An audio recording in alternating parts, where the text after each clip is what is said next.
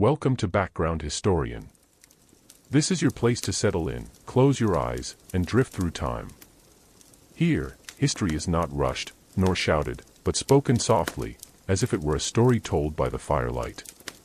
Tonight, we begin a long journey across centuries, across empires, and across the footsteps of one of the most legendary figures the world has ever known, Alexander the Great. But remember, this is not a lecture. This is a gentle retelling. Let the names, the cities, and the battles wash over you like waves on a quiet shore. You need not remember every detail, instead, allow the rhythm of history to guide you into rest. And if you fall asleep along the way, that is perfectly fine. These stories will be here waiting whenever you return. So let us begin. Before Alexander was born, before the sweep of his armies across the continents, before his name was etched into memory as both conqueror and dreamer, there was a world already full of rising and falling powers, a world of shifting alliances, of kingdoms both mighty and fragile, a world where the balance of fate seemed always on the verge of turning. To understand the figure who would stride into history with such force, we must first settle into the landscape that awaited him. Close your eyes, imagine the Mediterranean sun shimmering on whitewashed stone, the dusty earth of Greece, the bustling ports of Asia Minor, and the glittering palaces of Persia. It was a time that seemed both ancient and alive with possibility, a time when gods were still invoked before battle and oracles whispered from their temples, and yet when the currents of empire were already carving deep channels in human affairs. The land of Greece, in the years before Alexander, was both united and divided. United in culture, language, and the shared memory of heroes, yet divided endlessly into cities that fought with one another for dominance. Athens, proud and glittering, were the crown of philosophy and democracy, though by Alexander's time its power had waned. Sparta, once fierce and unmatched in martial reputation, had seen its star dim after costly wars that sapped its strength. Thebes, rising from the ashes of earlier defeats, had become a formidable power in central Greece, at times even overshadowing Athens and Sparta. And yet, as strong as these city-states were, none had the reach to unify Greece completely, for their jealousies ran deep, their rivalries endless, and their sense of independence stronger than the call to collective power. The Peloponnesian War, that long and bitter conflict between Athens and Sparta, had left scars across the land, scars of burned crops, shattered alliances, and blood spilled between those who spoke the same tongue and prayed to the same gods. Into this fractured world, the northern kingdom of Macedonia was seen by many Greeks as half-barbarian, a place of rugged hills and hardy horsemen, ruled by kings who spoke Greek but were viewed with suspicion and disdain by the more refined southerners. Yet Macedonia was rising, slowly, steadily, under the leadership of a man who would change the balance of Greece forever, Philip II, Alexander's father. But before Philip's rise, Macedonia was a kingdom in constant peril, surrounded by enemies, pressed by Illyrians in the west, Thracians in the east, and pressured always by the great powers of Greece to the south. It was not yet inevitable that Macedonia would become a force of dominance, for the kingdom itself teetered often between survival and collapse. And yet, the very precariousness of its position made its rulers shrewd, hardened, and ambitious. Beyond Greece and Macedonia, the Persian Empire loomed vast, like a colossus stretched across the world. Persia was the greatest empire yet seen, spanning from the coasts of Asia Minor all the way east to the Indus River, encompassing Egypt, Mesopotamia, and the ancient civilizations of the Near East. To the Greeks, Persia was both enemy and marvel. A land of immense wealth, of jeweled palaces and endless armies, but also a land whose kings seemed distant, almost godlike in their grandeur. The Persian monarch, Darius III, by the time Alexander would come of age, sat atop an empire so large that it was difficult even to govern. Satraps, or governors, held sway in the far provinces, each ruling in the name of the King of Kings, but each also with his own ambitions, his own rivalries, and his own vulnerabilities. The empire was powerful, but it was not invulnerable. Its sheer size was both its strength and its weakness, for distance bred discontent, and communication lagged in a realm that spanned deserts, mountains, and seas. Still, to most Greeks, Persia was unassailable, a giant whose wealth dwarfed anything in Greece, whose armies numbered in the hundreds of thousands, and whose very name evoked fear and awe. This was the world that Alexander inherited, though he did not know it yet as a child. The Greeks were weary from wars among themselves, yet still proud of their independence. The Macedonians were beginning to flex their muscles under Philip, but had not yet secured their dominance. And Persia, magnificent and sprawling, was both the ultimate prize and the ultimate threat, a realm that seemed eternal but carried within it the seeds of overextension. The stage was set for a figure who could unite Greece, channel its restless energy, and challenge Persia itself, but no one could have predicted that such a figure would appear in the form of a boy born in the small city of Pella in Macedonia. If you listen carefully, you can almost hear the whispers of anticipation in the years before Alexander's birth. In Greece, philosophers still debated in the agora, questioning the nature of justice, of virtue, of truth itself. In Sparta, warriors trained with discipline, though their numbers dwindled. In Thebes, leaders looked northward with suspicion at Macedonia's growing might. And in Persia, satraps collected tribute, gold and grain flowing to the great king's coffers, while soldiers marched along the royal road, carrying the empire's power to its edges. The Mediterranean was alive with trade, ships carrying olive oil, wine, and pottery, linking cities with silver, grain, and precious goods from afar. Caravans trudged across deserts, bearing spices, fabrics, and ideas, while in Egypt, the Nile continued its eternal rhythm of flood and fertility, feeding one of the oldest civilizations still standing. It was a world brimming with life, with conflicts, with possibilities, and yet it waited, as if holding its breath, for someone to come and reorder it. The Greeks had their stories of heroes, men like Achilles and Odysseus, who had lived in the time of myth. These stories were still alive in Alexander's day, recited by poets, sung by bards, etched into the minds of young boys who dreamed of glory. And in those stories lay a yearning, a longing for greatness, for deeds so mighty that they would outlast death itself. This cultural memory of heroism, of striving for arrate, excellence, saturated Greek thought and inspired generations. But it also meant that when a man arose who truly embodied that restless spirit, the people of Greece, and eventually the people of many lands, would recognize him not only as a king but as something almost divine. In this sense, the world before Alexander was not just waiting for a conqueror, it was waiting for a myth to take flesh. We should also remember the fragile nature of power in this time. No state was safe from sudden reversals.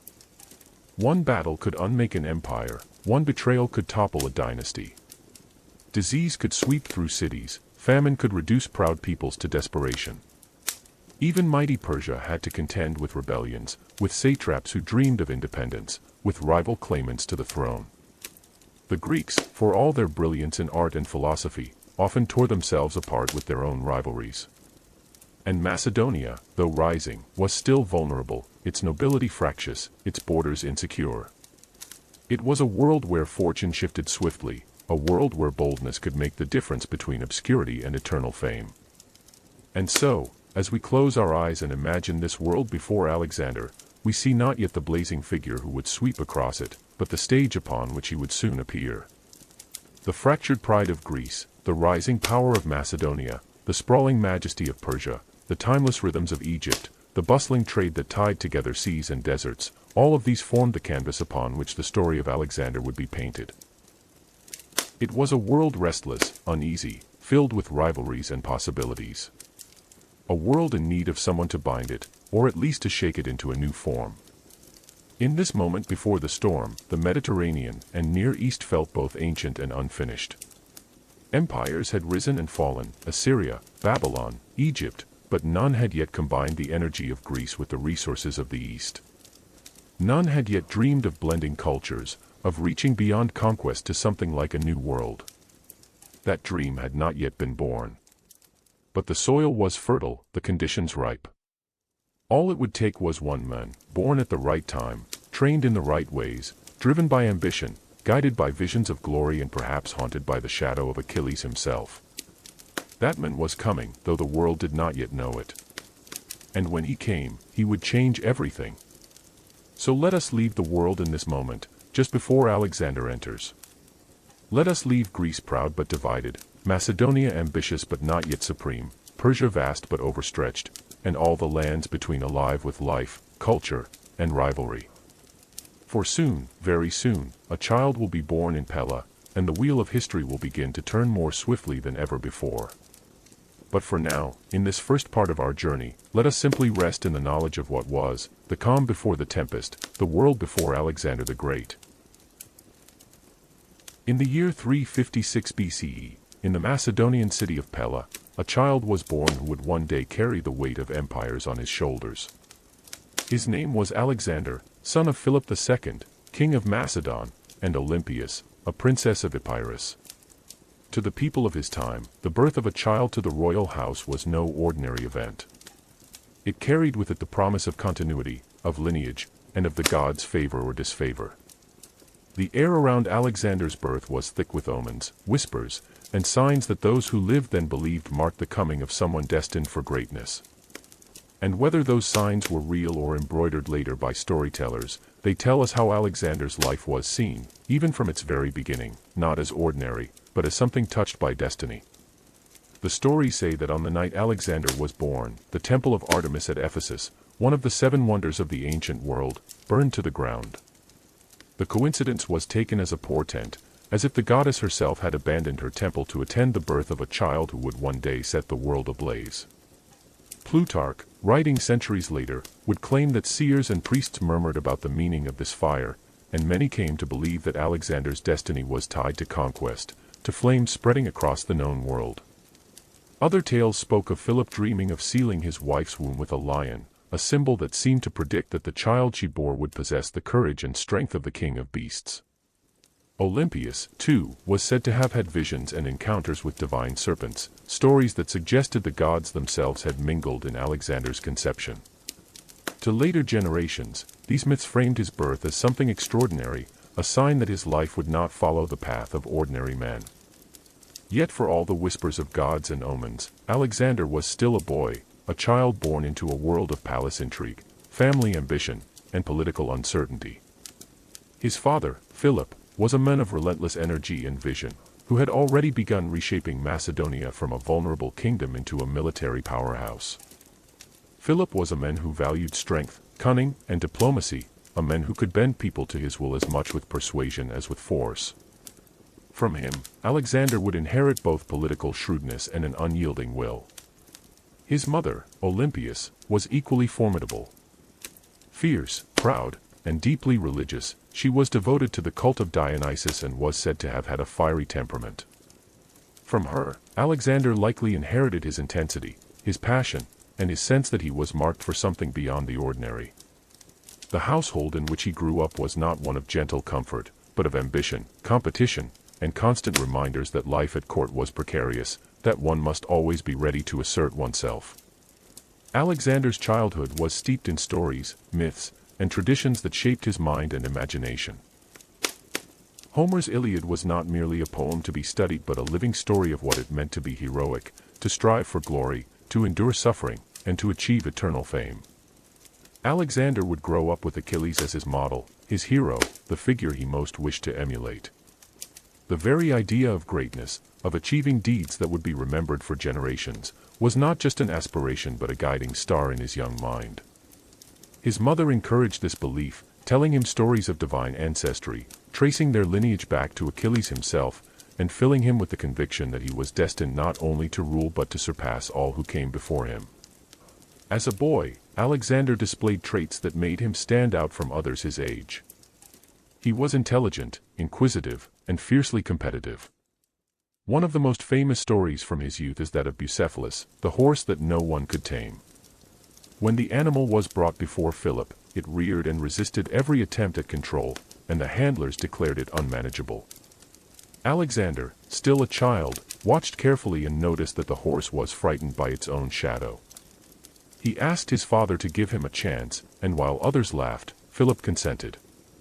Turning Bucephalus toward the sun so the shadows fell behind, Alexander calmed the animal and mounted him with ease. It was a triumph that amazed all who watched, and Philip, moved by his son's courage and insight, is said to have embraced him and declared, "My boy, you must find a kingdom large enough for your ambitions. Macedonia is too small for you." Whether the words were spoken exactly so or later crafted into legend, the story reveals the sense that Alexander, even as a boy, was already reaching beyond the ordinary limits set before him. Education was another vital part of Alexander's youth. In the ancient world, the education of a prince was never left to chance, and Philip sought the best teacher for his son. That teacher was Aristotle, one of the greatest philosophers of all time. Under Aristotle's guidance, Alexander's mind was trained not only in rhetoric and politics but in philosophy, science, medicine, and ethics. He studied the natural world, dissecting animals and learning about anatomy. He read poetry and plays. He debated questions of morality and governance. Yet more than simply filling his head with knowledge, Aristotle shaped Alexander's worldview. He taught him to seek patterns, to understand causes, to look for the underlying principles of things. The young prince absorbed these lessons eagerly, and though he would later outgrow his teacher and even clash with some of his views, Aristotle left an indelible mark on Alexander's way of thinking. He did not simply dream of conquest, he dreamed of order, of unity, of creating something lasting out of the chaos of war. At the same time, Alexander's upbringing was anything but sheltered. He was trained in the arts of war, in riding, hunting, and combat. Macedonian culture prized toughness, discipline, and courage, and Alexander was expected to embody these virtues. He learned to endure cold, hunger, and fatigue, to fight with spear and sword, to lead men in the hunt and later in battle. His companions, boys of noble families, trained alongside him, forming the bonds of camaraderie and rivalry that would shape his early circle of friends and commanders. From these friendships would come both his most loyal supporters and, later, the seeds of discord that would trouble his reign. The palace at Pella was not just a place of learning but a crucible of ambition, where young men dreamed of honor and were constantly reminded that greatness lay in deeds, not words. Yet, for all his promise, Alexander's youth was also marked by tension and uncertainty. His relationship with his father was complex, a mixture of admiration and competition. Philip was a man of towering achievements, a king who had taken Macedonia from weakness to strength, who had defeated enemies and built an army that would one day conquer the world. For Alexander, growing up in the shadow of such a man was both inspiring and daunting. He longed for his father's approval, yet he also bristled under his authority. Stories tell of moments when Alexander felt slighted, when he feared that Philip's conquests would leave nothing for him to achieve.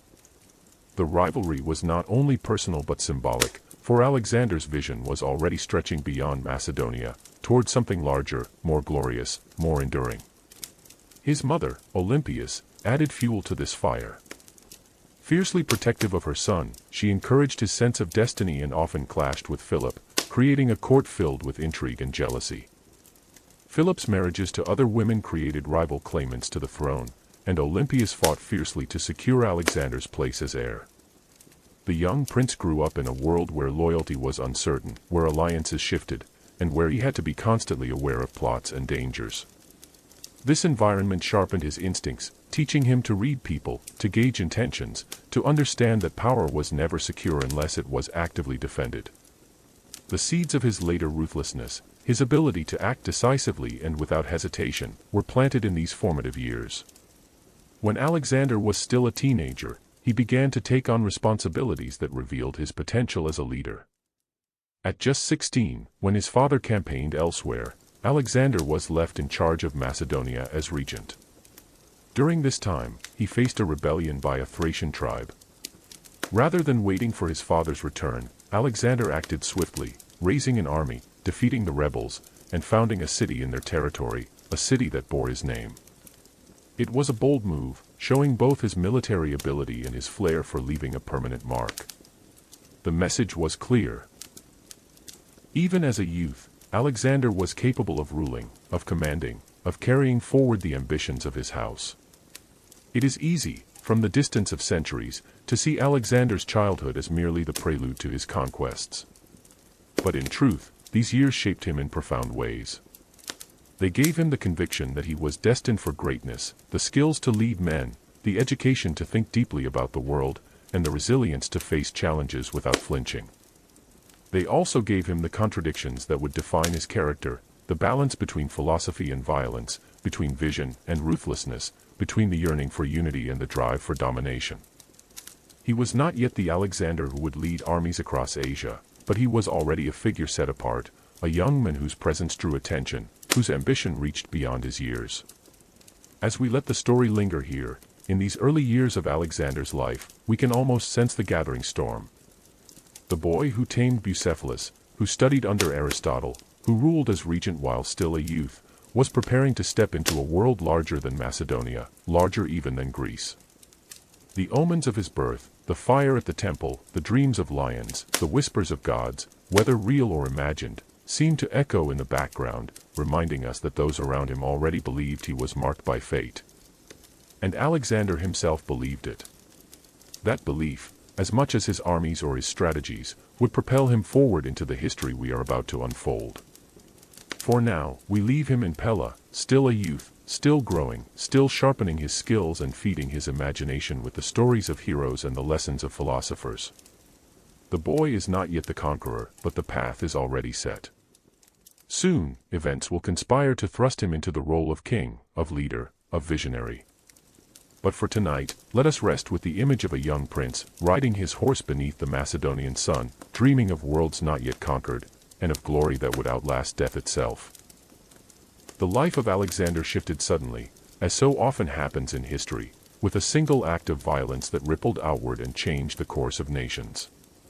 In the summer of 336 BCE, Philip II of Macedon, the architect of Macedonian dominance and the father who had prepared Alexander's path, was struck down by an assassin's blade.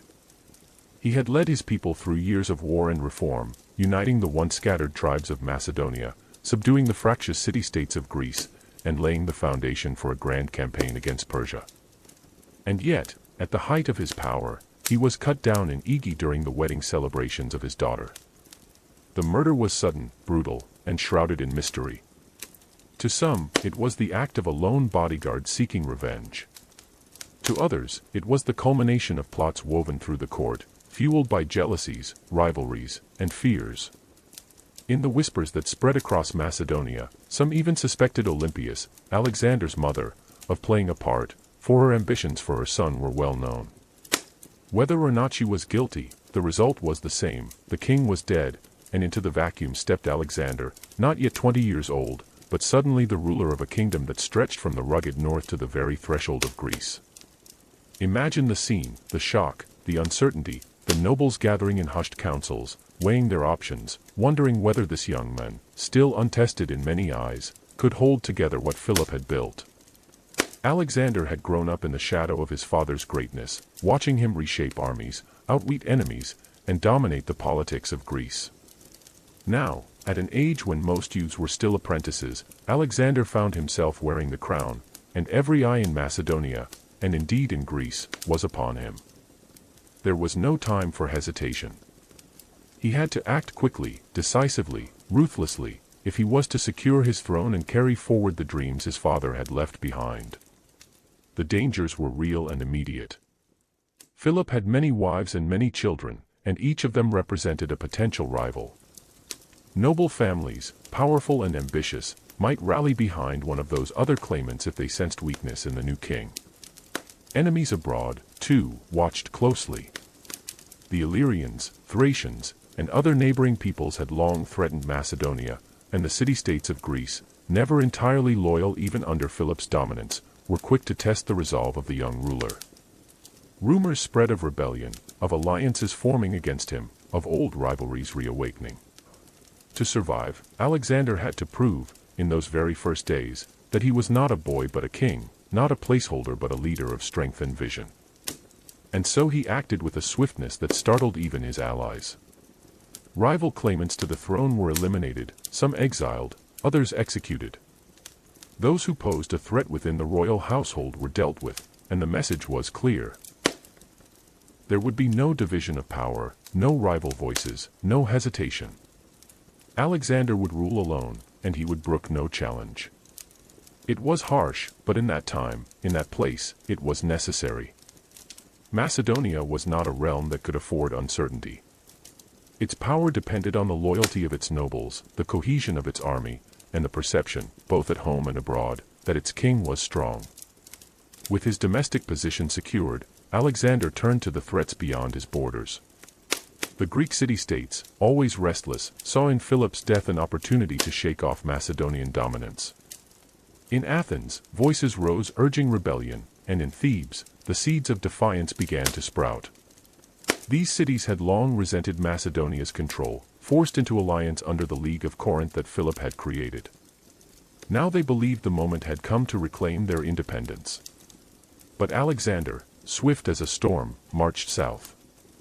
With the Macedonian army at his back, he moved with such speed and determination that the city-states faltered. Athens, unprepared for war, backed down. Thebes, for the time being, submitted. The young king showed that he would not allow Philip's achievements to unravel. Yet even as he secured Greece, Alexander also looked to the north and west, where tribes beyond Macedonia's borders tested him with raids and rebellions. He marched into Thrace, crushing opposition, then turned to the Illyrians, defeating them decisively. Each victory was more than a military triumph, it was a message, a declaration that Macedonia under Alexander would be no weaker, no less ambitious, than under Philip. His soldiers, veterans hardened under his father's campaigns, began to see in him not just the son of Philip but a commander worthy of their loyalty.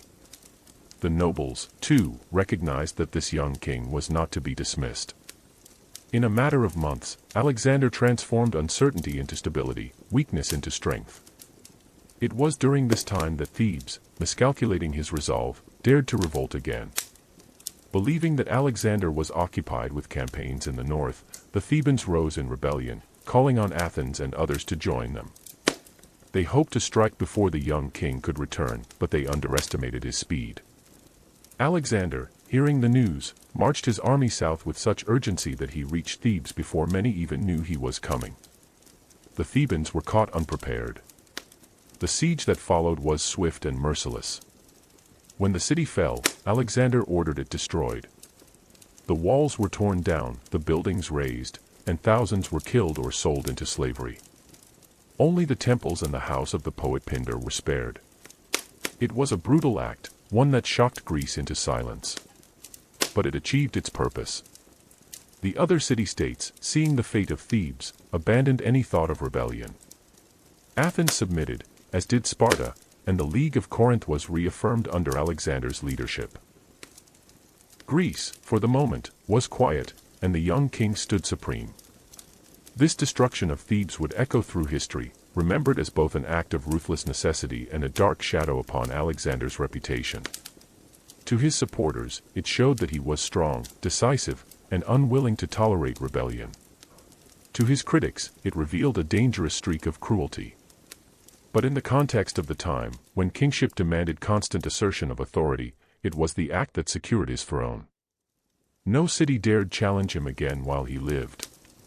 Greece was bound, however unwillingly, to his cause, and Alexander was free to look outward, toward the horizon where his father's unfinished dream still waited, the conquest of Persia. It is worth pausing here, to reflect on the weight that settled on Alexander in these early years. He was young, still in his 20s, yet he carried responsibilities that would crush many older, seasoned men. He had to secure his throne, hold together a kingdom of fractious nobles, command an army of hardened veterans, and keep the restless city-states of Greece in check. And he did so with a blend of boldness and cunning, with both ruthlessness and vision. These were not the actions of a reckless youth, but of a man already shaping himself into a figure of destiny. The speed of his responses, the decisiveness of his actions, the clarity of his ambition, all marked him as someone who would not be content to rule Macedonia alone. He was already looking beyond, already dreaming of the empire his father had planned but never begun. For Philip had left behind more than a throne. He had left behind a vision, the invasion of Persia. The League of Corinth, under Macedonian leadership, had already voted for war against the Persian Empire, to avenge the old invasions of Greece and to liberate the Greek cities of Asia Minor from Persian rule. Philip had prepared the army, built the alliances, and laid the groundwork, but his assassination had halted the campaign before it began. Now Alexander inherited not only his father's kingdom but also his father's unfinished mission.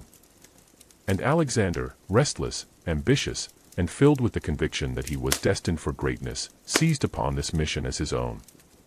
To conquer Persia would not only fulfill his father's dream but would also surpass it, giving him the stage upon which to carve his own legend. In these first years of his reign, we see the outlines of the men he would become. He was ruthless when necessary, as at Thebes, but also capable of inspiring loyalty and devotion. He was decisive, acting swiftly where hesitation would have doomed him. He was ambitious, never content with what he had, always looking to the next challenge, the next horizon. And he was deeply aware of the power of image and reputation. The stories of his youth, the taming of Bucephalus, the education under Aristotle, the dreams of divine ancestry, were not merely tales told by others. They were part of the way Alexander saw himself, part of the identity he carried into battle and into history. He believed himself destined, and that belief radiated outward, shaping the way others saw him as well. By the time the dust settled from Thebes' destruction, Alexander was secure as king of Macedonia and hegemon of Greece. His enemies at home had been subdued, his rivals eliminated, his army loyal. The stage was set for him to turn his gaze eastward, across the Hellespont, toward the vast empire of Persia. It was a leap into the unknown, a gamble beyond any yet attempted, but Alexander was ready. The boy who had grown up dreaming of Achilles, the youth who had tamed Bucephalus, the regent who had founded cities and defeated rebels, the young king who had crushed Thebes, this same man now stood on the threshold of the greatest adventure of his age. As we drift here, in this moment before the great campaign begins, it is worth holding on to the image of Alexander as he was then, young, untested on the grandest stage, yet already carrying the weight of destiny. He was no longer merely Philip's son. He was now Alexander, king of Macedon, leader of Greece, commander of one of the finest armies the world had ever seen. The world beyond still thought of Persia as unconquerable, but Alexander did not share their doubts. In his heart, he believed himself marked by fate, guided by the gods, destined to surpass all who came before him. And soon, very soon, he would set out to prove it. For now, though, in this third part of our story, let us rest with the knowledge of what has been achieved. A young man has seized his throne, crushed his enemies, silenced rebellion, and prepared himself for the journey ahead. The shadows of uncertainty have been dispelled, the fires of ambition burn brightly, and the world waits. The king has been crowned. The dream of empire stirs. And the march of Alexander the Great is about to begin. The throne of Macedonia was his, the title of hegemon over Greece secured, and the fires of rebellion extinguished. Yet Alexander knew that a crown alone was never enough to hold a kingdom together. He had inherited not just the power of his father but also the fragile fabric of alliances, resentments, and rivalries that stretched across the Greek world. Greece was united under Macedonian rule, but this unity was brittle, held together more by force and fear than by loyalty. To consolidate his hold, Alexander had to show that he could be both protector and commander, a leader whose authority was not merely inherited but earned anew. In those early years after becoming king, before he set his eyes firmly eastward, his task was to bind Greece to him in such a way that when he marched on Persia, he would not fear revolt at his back. The destruction of Thebes had been both a warning and a promise. Thebes, once proud, had challenged him and been utterly destroyed. The message was clear: defiance would be met with merciless force.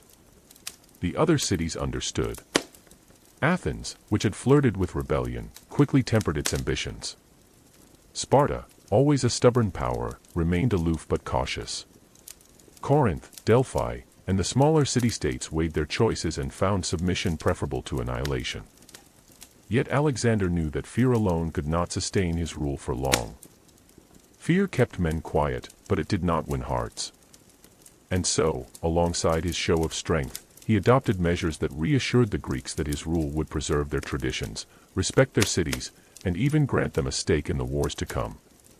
The League of Corinth, established by Philip, was reaffirmed under Alexander. This league was a coalition of Greek city-states, nominally united as allies under Macedonian leadership, its stated purpose to launch a joint campaign against Persia. In practice, it was a structure of control, binding the cities to Macedonia while giving them the illusion of autonomy. Alexander presided over the league, reaffirming its treaties, promising to uphold the independence of each city, and confirming their rights and privileges. At the same time, he reminded them that they were bound to contribute men, ships, and resources to the coming war. Thus, the Greeks could tell themselves that they were not conquered subjects but participants in a grand alliance, fighting to avenge the old Persian invasions and to liberate their kin across the Aegean. It was a clever balance, the reality of Macedonian dominance cloaked in the language of unity and shared purpose. In Delphi, Alexander sought divine sanction for his leadership. The oracle of Apollo had long been regarded as one of the greatest sources of prophecy in the Greek world. Kings and generals came to Delphi to ask questions of the gods, to receive guidance, to seek legitimacy for their ambitions. Alexander, too, made his way there. Tradition tells us that when he sought to consult the oracle, the priestess initially refused, as certain days were forbidden for prophecy. But Alexander, impatient and insistent, is said to have dragged her to the temple by force. Startled, she cried out, "You are invincible, my son." Whether the story is literal or shaped by later imagination, the message was powerful. The oracle had declared Alexander unbeatable, and he seized upon this as a divine confirmation of his destiny. To the Greeks, steeped in the belief that the gods shaped human affairs, such a proclamation was no small matter. It reinforced the sense that Alexander's leadership was sanctioned not only by men but by the divine. As he moved across Greece, Alexander also showed a keen awareness of the symbolic power of presence. He did not remain cloistered in Pella, sending commands from afar. He traveled, inspected, appeared before assemblies, and made himself visible. His youth, striking looks, and energy impressed many. He was not a distant monarch but a living figure who could inspire devotion. The Greek cities, while wary, began to recognize that this young man had charisma as well as power, vision as well as ruthlessness. He could inspire loyalty not just through fear but through admiration, and this was a gift more enduring than intimidation alone. And yet, beneath the surface, tensions remained. Athens still cherished its traditions of independence, its pride in democracy, its sense of being the cultural leader of Greece. Sparta remained aloof from the League, still nursing its old disdain for Macedonian authority. Other cities whispered quietly of their dislike for foreign dominance, of their longing for the old days of autonomy. Alexander understood these currents. He did not expect the Greeks to love him, nor did he seek to erase their identities. Instead, he sought to channel their pride and their energy toward a cause greater than their internal quarrels, the war against Persia. The campaign was presented not as Macedonian conquest but as Greek revenge, the final answer to the invasions of Darius and Xerxes a century and a half before, when Persian armies had burned Athens and threatened the freedom of all Greece. By framing the war in this way, Alexander transformed submission into participation. The Greeks could tell themselves that they were not merely following a Macedonian king but avenging their ancestors, reclaiming honor, and securing the freedom of their kin across the sea. While consolidating Greece, Alexander also strengthened his hold at home in Macedonia. He reorganized the army, ensuring its loyalty, appointing trusted commanders, and balancing the interests of the noble families. He relied on companions from his youth, men like Hephaestion, Ptolemy, and Perdiccas, who would become pillars of his campaigns. He rewarded loyalty with positions of power but also kept a careful eye on ambition, wary of any who might challenge his authority. The Macedonian army, drilled and disciplined by Philip, was the finest in the world, but it was also a force that could make or break a king. Alexander ensured that it remained firmly under his command, binding the soldiers to him not only with orders but with charisma, shared hardships, and promises of glory and reward. One of the most remarkable features of this period was Alexander's ability to weave together ruthlessness and magnanimity. When rebellion arose, as in Thebes, he struck with devastating force. But when cities submitted, he often showed leniency, confirming their rights and traditions, allowing them to govern themselves under their own laws, so long as they acknowledged his leadership. This combination of fear and favor kept Greece quiet. Cities understood that rebellion meant destruction, while loyalty meant security. It was a delicate balance, but Alexander managed it with a skill remarkable for one so young. During these years, he also began to cultivate his image more consciously. He embraced the legends of his ancestry, claiming descent from Achilles through his mother and from Heracles through his father. These were not idle boasts but deliberate attempts to shape how he was seen. In a world where myth and history blended seamlessly, Such claims reinforced the sense that Alexander was no ordinary king but a man touched by the heroic past, a living continuation of Greece's most cherished legends. To his soldiers, many of whom also revered Homer's tales, this added an aura of inevitability to his leadership. To the Greeks, it placed him within the continuum of their cultural memory, bridging the gap between mortal man and heroic myth. The consolidation of Greece was not merely a political necessity, it was also the essential preparation for the great campaign to come. Without unity at home, without secure borders, without the resources of the Greek cities, Alexander could never have attempted the conquest of Persia. By the time he finished his work in Greece, he had secured his rear, silenced his rivals, bound the cities to his cause, and forged an army both loyal and eager for glory. The path was clear, and the horizon beckoned. And so, in these years before he crossed the Hellespont, Alexander stood not only as king of Macedonia but as the leader of all Greece. He had shown himself capable of decisive action, of balancing fear with favor, of commanding loyalty and respect. He had taken the fragile inheritance of his father and turned it into a foundation strong enough to support his own ambitions. The Greek world, restless though it remained, was quiet. The army, restless though it was eager. Persia loomed to the east, vast and rich, a challenge that seemed insurmountable but irresistible. If you close your eyes and imagine Alexander in these days, you might see him standing on a high place, looking eastward toward the horizon, his mind already filled with visions of conquest. Behind him lay Greece, subdued but not erased, bound together in a fragile alliance that he had secured with both sword and word. Around him stood his companions, young men of ambition and loyalty, ready to follow wherever he led. Before him lay the unknown, the empire of Persia, a prize beyond imagining, a challenge worthy of the ambition that burned within him. In this part of the story, Alexander is no longer the uncertain boy who inherited a throne, nor merely the ruthless young king who crushed rebellion. He is becoming something larger, a figure who unites disparate peoples, who bends traditions to his will, who embodies both the fears and the hopes of those he leads. The consolidation of Greece was not glorious in the way that later battles would be, but it was essential. It was the steadying of the foundation before the leap, the gathering of strength before the charge, the drawing in of breath before the shout. And so we leave him here, in the calm before his march eastward, a king who has secured his realm, a leader who has bound Greece to him, a young man who now stands ready to embark on the campaign that would define his name for all time. The stage is set. The armies are prepared.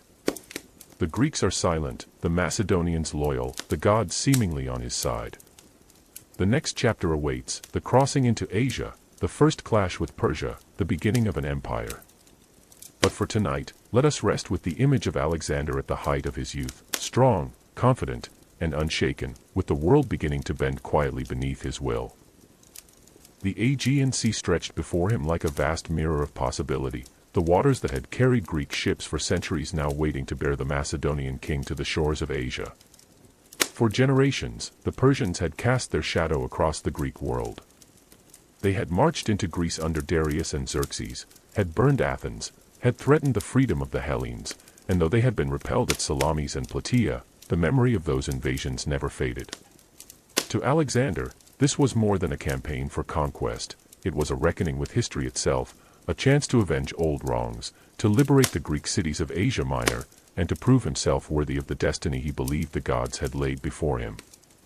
His father, Philip, had prepared this invasion but had been struck down before he could begin it. Now, Alexander would take up the mission, not as a duty only, but as the first step toward the glory that filled his dreams. In the spring of 334 BCE, Alexander set out from Macedonia at the head of his army. He was just 22 years old. Behind him lay a secure kingdom, subdued Greece, and a loyal army hardened by years of his father's campaigns. Before him lay the vast empire of Persia, stretching from Asia Minor to the heart of India, a realm so large that no Greek had ever imagined conquering it in its entirety. Yet Alexander did not think in half measures. His ambition was not simply to raid or to seize a few coastal cities. He intended to bring down the Persian Empire itself, to stand where its kings had stood, to take for himself the title of King of Kings. His army was small by comparison to the forces Persia could muster, but it was disciplined, innovative, and fiercely loyal. About 32,000 infantry and 5,000 cavalry marched with him, Macedonians, Thessalians, and allied Greeks. Among them were the companion cavalry, the elite horsemen who would become his hammer on the battlefield, the phalanx of Macedonian infantry, armed with their long sarissas, a forest of spears that advanced like an unstoppable wall, and lighter troops and archers who could move swiftly across rough terrain. It was not the size of the army that gave Alexander confidence but its quality, its cohesion, and the brilliance of its tactics, drilled and perfected by Philip and now to be unleashed under his son. As the army gathered at the Hellespont, the narrow strait separating Europe from Asia, the moment carried a weight beyond the practical crossing. It was symbolic, almost sacred.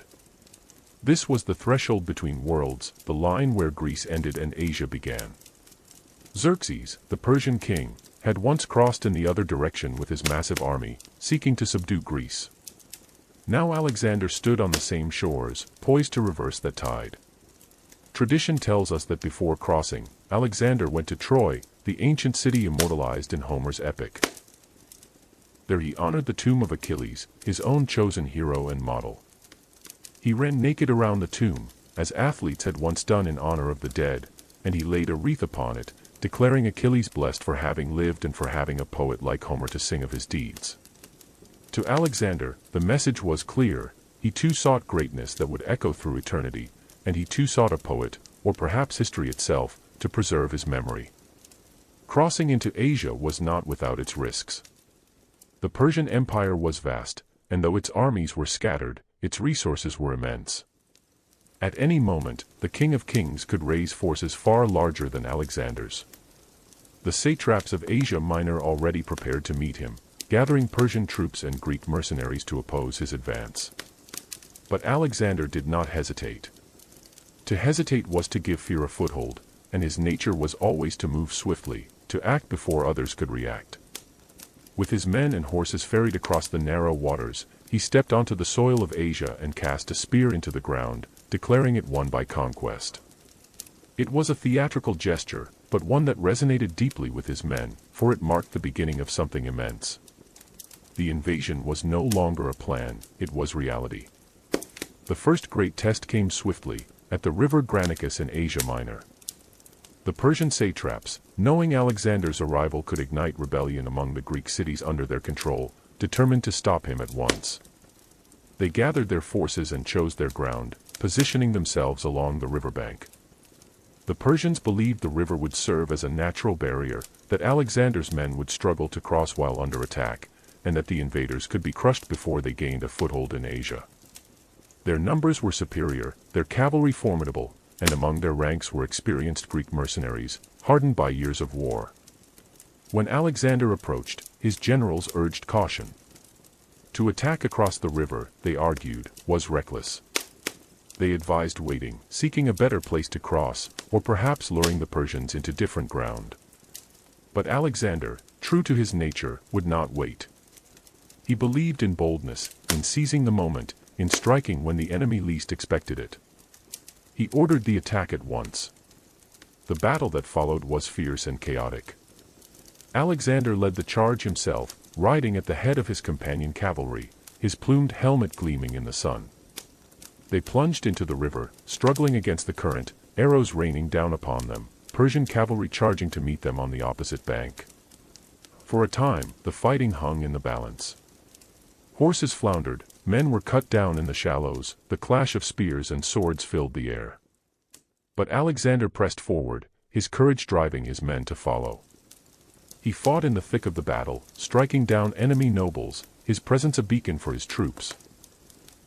At last, the Macedonians gained the far bank, their phalanx pushing forward, their cavalry breaking through the Persian lines. The Persians, unable to withstand the relentless advance, broke and fled. The Greek mercenaries fought desperately, but they too were overcome, cut down or taken prisoner. The field was won, and with it, the first great victory of Alexander's Asian campaign. The cost was heavy, but the effect was greater. The Persians had been defeated in open battle, their confidence shattered, their plans thrown into disarray. The Greek cities of Asia Minor, seeing the tide turning, began to welcome Alexander as a liberator rather than resist him as a conqueror. This victory at Granicus was more than a tactical success, it was a declaration. Alexander had shown that his army could face the might of Persia and prevail, that his boldness was not folly but brilliance, that he was a commander unlike any other. For his men, it cemented their trust in him, their willingness to follow him into greater dangers. For his enemies, it sent a chill of fear, a realization that this young king from the north was no mere raider but a force that could not be easily stopped. After Granicus, Alexander moved through Asia Minor, city after city falling to him. Some resisted and were punished, others opened their gates and were rewarded with leniency. He understood the value of both mercy and severity, applying each as needed to secure his path. In places like Sardis, he was welcomed as a liberator, and he confirmed their freedoms, earning loyalty rather than grudges. In others, where resistance flared, he crushed it ruthlessly, ensuring no rebellion would spread. By the end of the campaign in Asia Minor, much of the coastline was under his control, giving him secure ports and resources for the wars to come. All the while, Alexander cultivated his image, not just as a king but as a figure chosen by destiny. He honored local traditions, sacrificed to Greek gods, and portrayed himself as the avenger of Greece against Persia. Yet he also began to show the seeds of a broader vision, one that went beyond simple vengeance. Already, he was curious about the lands he entered, respectful of their cultures, eager to weave himself into their stories. This would become a hallmark of his later rule, but even here, in the early stages, one can see it forming. For now, though, the great task was only beginning. Granicus had opened the way, but greater battles awaited. Darius, the king of kings, would not ignore this challenge. The heart of Persia still lay far ahead, and Alexander would have to face forces many times larger than his own. Yet in the spring sunshine of Asia Minor, with the dust of Granicus still settling, the path forward seemed clear. The first step had been taken, the first victory won, the first taste of empire secured. Picture Alexander at this moment, young, victorious, standing on the soil of Asia, gazing eastward. Behind him, the Aegean and the land of Greece, now secure. Before him, the vast stretches of the Persian Empire, waiting. His men, bloodied but exultant, believed in him utterly. His enemies, shaken and fearful, began to whisper his name with dread. The boy who had tamed Bucephalus, the youth who had destroyed Thebes, the king who had united Greece, now he was the conqueror who had crossed into Asia and triumphed. As we rest in this moment, let us remember the sense of anticipation that filled the air then. The great campaign had begun. The river had been crossed, the die cast, the march eastward unstoppable. The world was about to change forever, but for now, in this fifth part of the story, we linger with the image of Alexander at the dawn of his conquest, spear in hand, his eyes fixed on horizons yet unseen, his heart already set on glory that would outlast the ages. After the triumph at the river Granicus, Alexander's path into Asia Minor stretched wide before him, like a vast and beckoning road lined with both opportunity and danger. The shock of that first great victory had rippled through the Persian satrapies and the Greek cities alike. Some hastened to open their gates to him, eager to be free of Persian control and to embrace him as a liberator. Others, wary and stubborn, prepared to resist, fearing both Persian retribution and Macedonian ambition. In this delicate balance of loyalty, fear, and calculation, Alexander's campaign unfolded, each decision shaping the road toward his greater dream of striking at the heart of Persia itself. In the weeks following Granicus, he moved steadily along the coast of Asia Minor, a region rich with Greek colonies that had long lived under Persian rule. Sardis, once the capital of the ancient Lydian kingdom and now a satrapal capital of Persia, was among the first to yield. Its citadel was considered impregnable, perched high upon cliffs, but when Alexander arrived, the garrison surrendered without a fight. It was a symbolic moment. By sparing the city and restoring its people's autonomy, he won both their gratitude and their loyalty. The message was clear: resistance would bring ruin, but submission would bring favor. This policy of combining severity with mercy would become one of the cornerstones of his campaign, allowing him to win allies as well as victories.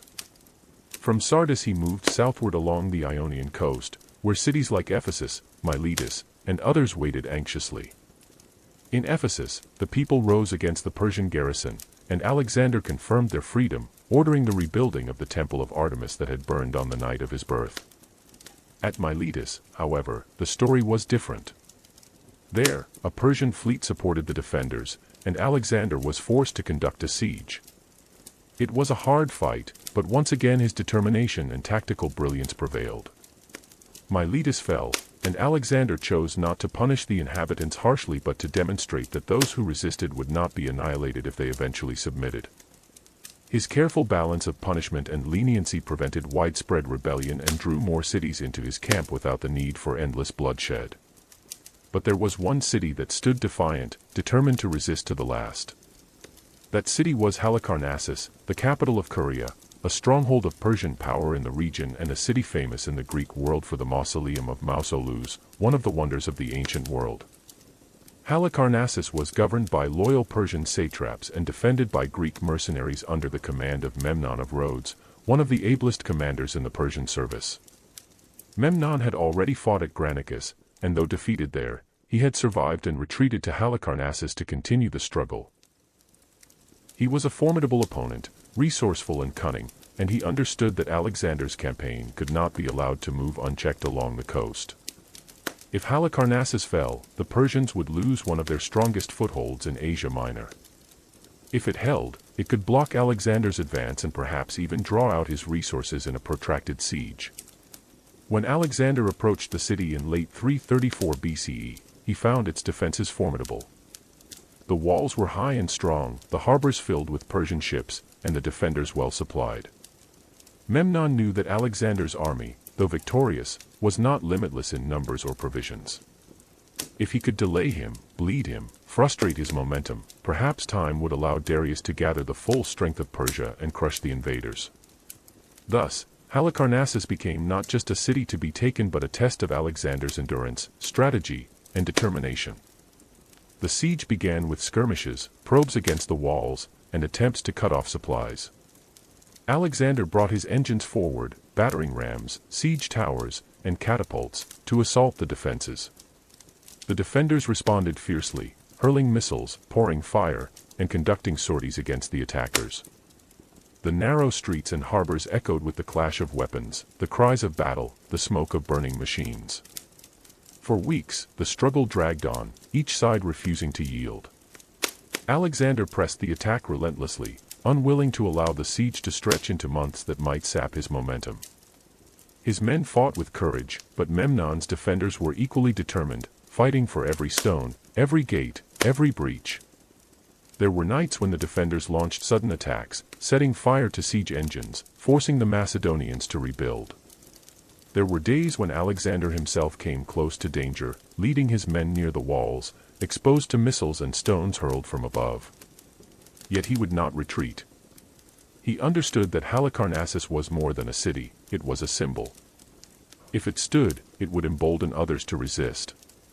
If it fell, it would send a message across Asia Minor that no fortress could withstand him. At last, after weeks of relentless struggle, the defenders could hold no longer.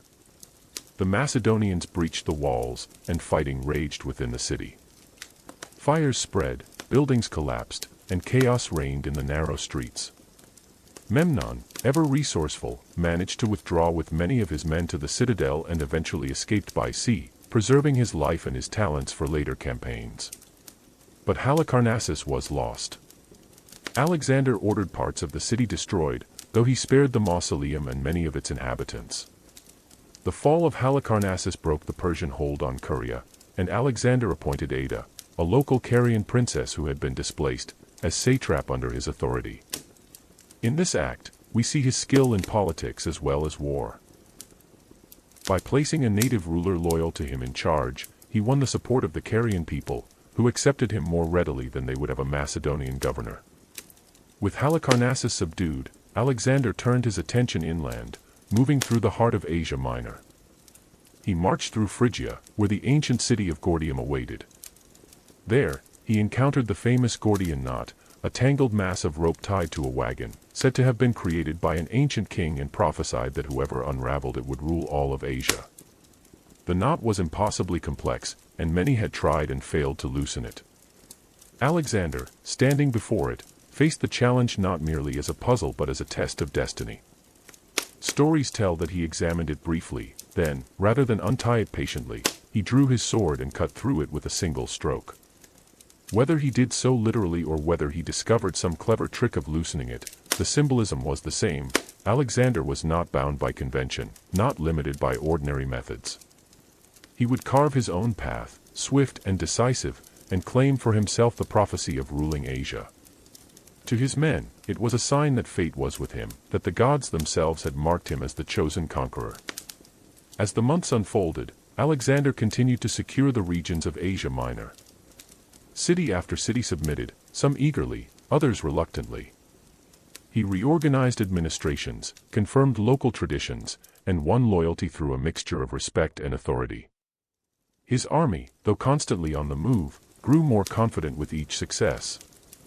They saw that their king was tireless, sharing their hardships, leading from the front, never asking of them what he would not endure himself. His reputation spread far and wide, reaching even into Persia, where Darius began to recognize that this young Macedonian was no mere nuisance but a threat to the empire itself. Through all of this, Alexander's vision expanded. At first, the war had been framed as vengeance for Greece, a campaign to liberate the Greek cities of Asia Minor. But as his conquests grew, as he moved further inland, it became clear that this was more than revenge. This was empire building, a march not just to punish Persia but to replace it. Alexander began to imagine himself not simply as a Greek avenger but as a ruler of a new world, a world where East and West might be joined under his leadership. These ideas were still in their infancy, not yet fully formed, but they stirred within him, planted by his education under Aristotle and nourished by the lands and peoples he now encountered.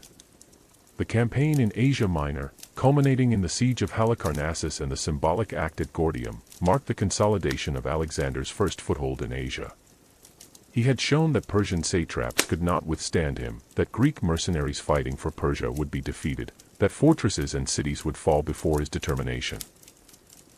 He had also shown that he could be more than a destroyer, that he could win loyalty, build alliances, and respect traditions. By the time he prepared to march further east, his rear was secure, his men were seasoned, and his name was spoken with across the land. Picture him now, at the close of this stage of the campaign. He stands at the edge of Asia Minor, his army gathered, the land behind him subdued. He is still young, still filled with energy, still burning with ambition.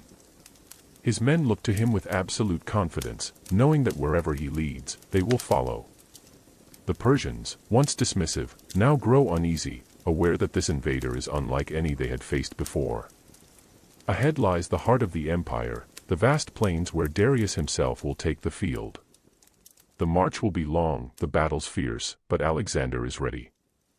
And so we leave him here, having crossed into Asia, subdued its western lands, broken one of its strongest strongholds, and declared himself favored by destiny. The path now leads further east, toward encounters that will test him as never before, toward battles that will shape the fate of nations. For tonight, let us rest in the image of Alexander, standing at Gordium, sword in hand, the severed knot at his feet, gazing eastward with the certainty of one who believes the world itself is waiting to be claimed. The campaign in Asia had already shown Alexander's brilliance. He had crossed the Hellespont with a small but disciplined army, won at the river Granicus against the satraps, subdued the Ionian coast, brought down the proud city of Halicarnassus, and symbolically seized destiny itself when he cut the Gordian knot. Each victory tightened his grip on Asia Minor, and with each step eastward, the world grew more attentive. Persia, the empire that had seemed unassailable, now faced a young king who moved with the swiftness of a storm and struck with the certainty of fate. Yet the heart of Persia still lay before him. Darius III, the great king, had at last stirred, no longer content to let satraps and mercenaries carry the burden of resistance. The time had come for the King of Kings to take the field himself. By late 333 BCE, Alexander marched south from Gordium into Cilicia, a fertile and narrow land squeezed between the mountains and the sea. Here he faced one of the most famous challenges of his life, not in the form of an army, but in the form of his own body. Marching through the hot climate of Cilicia, Alexander fell gravely ill. Some accounts say it was from bathing in the cold waters of the Cydnus River after the strain of the march, others suggest fever or disease, but whatever the cause, his condition was dire. His army, loyal but anxious, gathered around him, fearing that their king might die before the great struggle with Persia had even truly begun. At his bedside came his physician, Philip of Acarnania, who offered him a draught that might heal him, but might also kill him if it was wrongly prepared. Rumors spread through the camp that Philip had been bribed by Persian gold to poison Alexander. The young king, however, did not hesitate. He drank the medicine even as he handed Philip a letter warning him of the accusation. By this act he showed both trust and courage, trust in his physician, and courage in facing death without flinching. The medicine worked, and Alexander recovered, his army rejoicing, their faith in his near-divine destiny strengthened all the more. It was as though nothing could bring him down, not even sickness. While Alexander regained his strength, Darius assembled a vast army. The Persian Empire was immense, and though distances and rivalries limited how quickly troops could be gathered, Darius was still able to call upon numbers that dwarfed Alexander's. Estimates vary wildly, with ancient writers claiming hundreds of thousands. Modern historians suggest smaller but still overwhelming forces, perhaps 100,000 or more, including Persian cavalry, infantry, and Greek mercenaries. It was an army that no Greek commander before Alexander would have dared face in the open field. Yet Alexander, with his 30,000 infantry and a few thousand horse, had no thought of retreat. He believed in the superiority of his men, in the discipline of his phalanx, in the brilliance of his cavalry, and above all, in his own destiny. The two armies met not in the open plains where Darius had hoped, but in the narrow ground near the town of Issus, along the coast of Cilicia. The terrain was decisive. Instead of vast fields where Persian cavalry could maneuver freely, the mountains pressed close to the sea, leaving only a narrow strip of land along which the armies could deploy. Darius, having marched behind Alexander and cut off his line of communication, found himself unexpectedly in this constricted space. For all his numbers, he could not bring them to bear effectively. The battlefield was too narrow, too cramped. What should have been an overwhelming advantage was now blunted. When Alexander learned that Darius was behind him, his army's line of retreat cut off, he turned at once. His men marched swiftly north, their spirits hardened not by fear but by the knowledge that the decisive battle had come. At the river Paneris, near Issus, they found the Persians arrayed. Across the river, Persian infantry filled the plain, their Greek mercenaries positioned in the center, the king himself surrounded by his royal guard and cavalry, his chariot gleaming in the ranks. The Macedonian soldiers saw the scale of the host before them and felt the enormity of the challenge. Yet Alexander rode among them, encouraging, reminding them of their victories at Granicus, of their training, of the gods' favor. He himself was calm, confident, exuding that aura of invincibility that so often carried his men beyond their limits. The battle began with Alexander taking command of the right wing, where his companion cavalry stood poised. He placed Parmenion, his trusted general, on the left, to hold the line against the Persian cavalry near the sea. The Macedonian phalanx, with its forest of long sarissas, stood in the center, bracing for the Persian infantry and mercenaries who faced them across the river. When the signal was given, Alexander led his cavalry forward, charging across the river against the Persian left. The ground was rough, the riverbank steep, and the Persians resisted fiercely.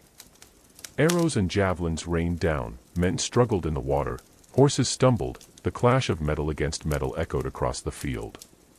But Alexander pressed on, his presence galvanizing his men. They broke through the Persian cavalry, pushing them back, creating a gap in the enemy line. Seizing the moment, Alexander wheeled his cavalry inward, driving straight toward the position of Darius himself. Meanwhile, in the center, the Macedonian phalanx clashed with the Greek mercenaries fighting for Persia. These mercenaries were seasoned veterans, disciplined and skilled, and the fighting was brutal. Men pushed and stabbed in the narrow space, shields grinding against shields, spears splintering, bodies falling in heaps. The Persians pressed hard, and for a time the Macedonian line bent under the weight. Parmenion, on the left, faced overwhelming numbers of Persian cavalry pressing toward the sea. The situation was perilous. If the line broke, Alexander's army could be surrounded and destroyed. But Alexander's strike at the center of the Persian line turned the tide. As his cavalry charged into the gap and drove toward Darius, the great king's courage faltered. Seeing the young Macedonian bearing down upon him, spear in hand, and fearing for his life, Darius turned his chariot and fled. His guards tried to protect him, but panic spread through the Persian ranks. An army that had seemed invincible wavered and broke, as the sight of their king fleeing shattered their morale. What had been a stalemate suddenly became a rout. The Macedonians surged forward, the Persians crumbled, and chaos consumed the battlefield. The pursuit that followed was merciless. Thousands of Persians were cut down as they fled, the river choked with bodies, the fields littered with the dead. Darius escaped, but his family, his wife, his mother, and his daughters, were captured in the royal camp. Alexander treated them with unexpected kindness and respect, ensuring their safety and honor. This act of mercy, widely reported, contrasted with the destruction he had wrought at Thebes and showed another side of his character. He could be ruthless when needed, but also magnanimous, especially when he wished to win loyalty or shape his image as a noble conqueror. The victory at Issus was more than a battlefield triumph.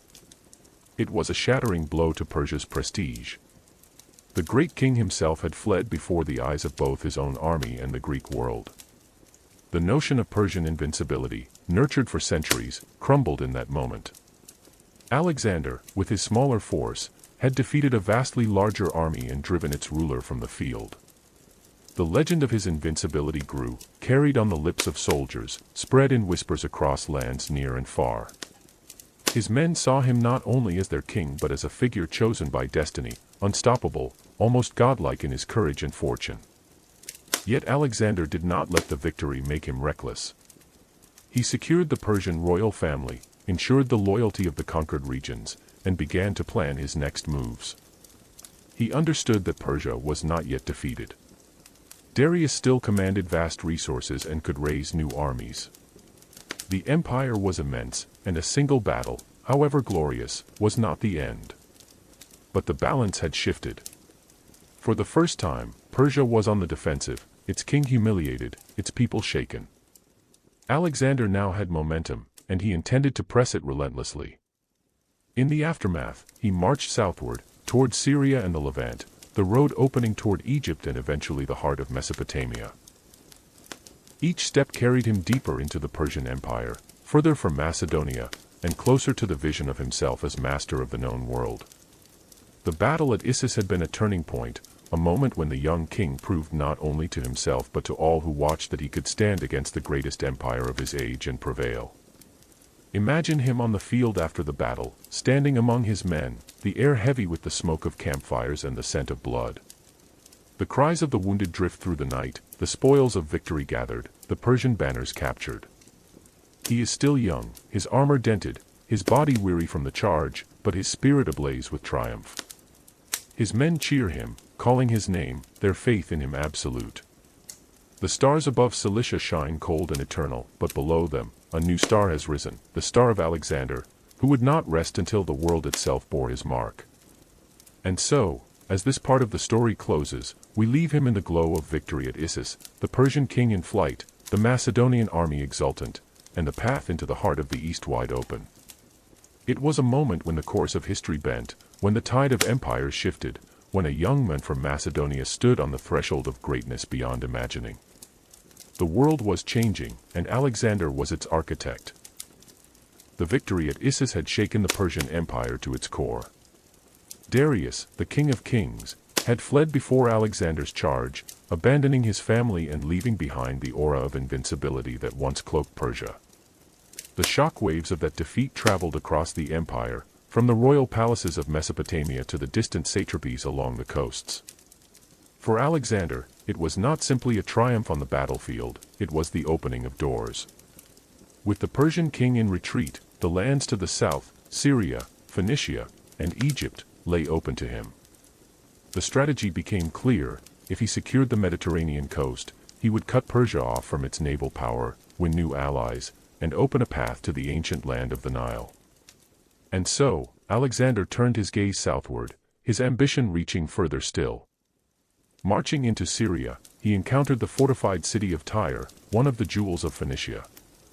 Tyre was not on the mainland but on an island just off the coast, protected by strong walls and by the sea itself. The Tyrians were proud, skilled sailors and traders, their fleets vital to Persian strength. Alexander demanded their submission, and though they offered respect, they refused to admit him to their city. For Tyre, loyalty to Persia was still the safer choice, or so they thought. But Alexander was not a man to leave such a challenge unresolved. For months he laid siege to Tyre, building a massive causeway out into the sea, stone by stone, to reach the island fortress. His men labored day and night, under fire from Tyrian ships, battered by missiles from the walls, enduring assaults and setbacks. Yet slowly, impossibly, the causeway grew, until Macedonian siege towers and engines could be brought close. At last, the walls were breached, and Alexander's army poured into the city. The sack of Tyre was brutal, its people slaughtered or sold into slavery. The message was unmistakable: no fortress, no island, no proud city could withstand him. With Tyre subdued, the rest of Phoenicia fell in line, and Alexander moved further south. In Gaza, another fortress city, resistance flared, and once again the Macedonians besieged and stormed it, Alexander himself wounded in the fighting.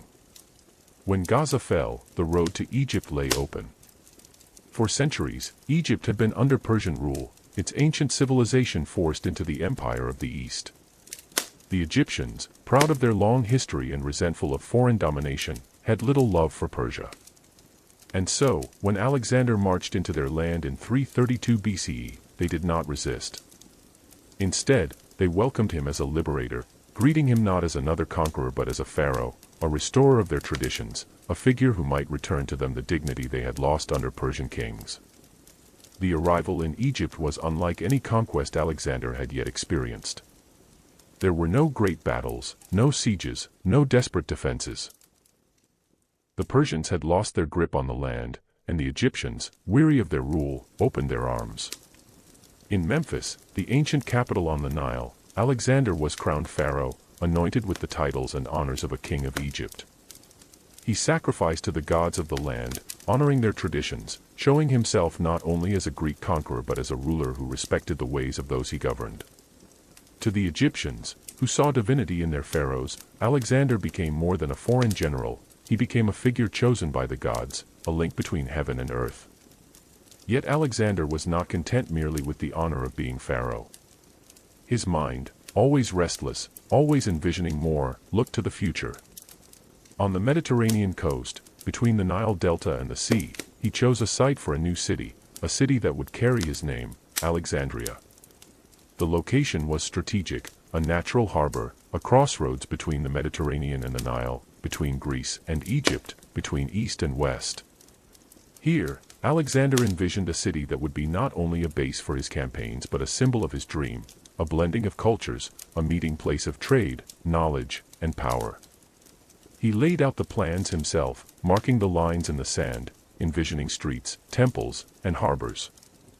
Though he would not live to see its greatness, Alexandria would grow into one of the most important cities of the ancient world, a beacon of learning, commerce, and culture, the embodiment of his vision of a world united.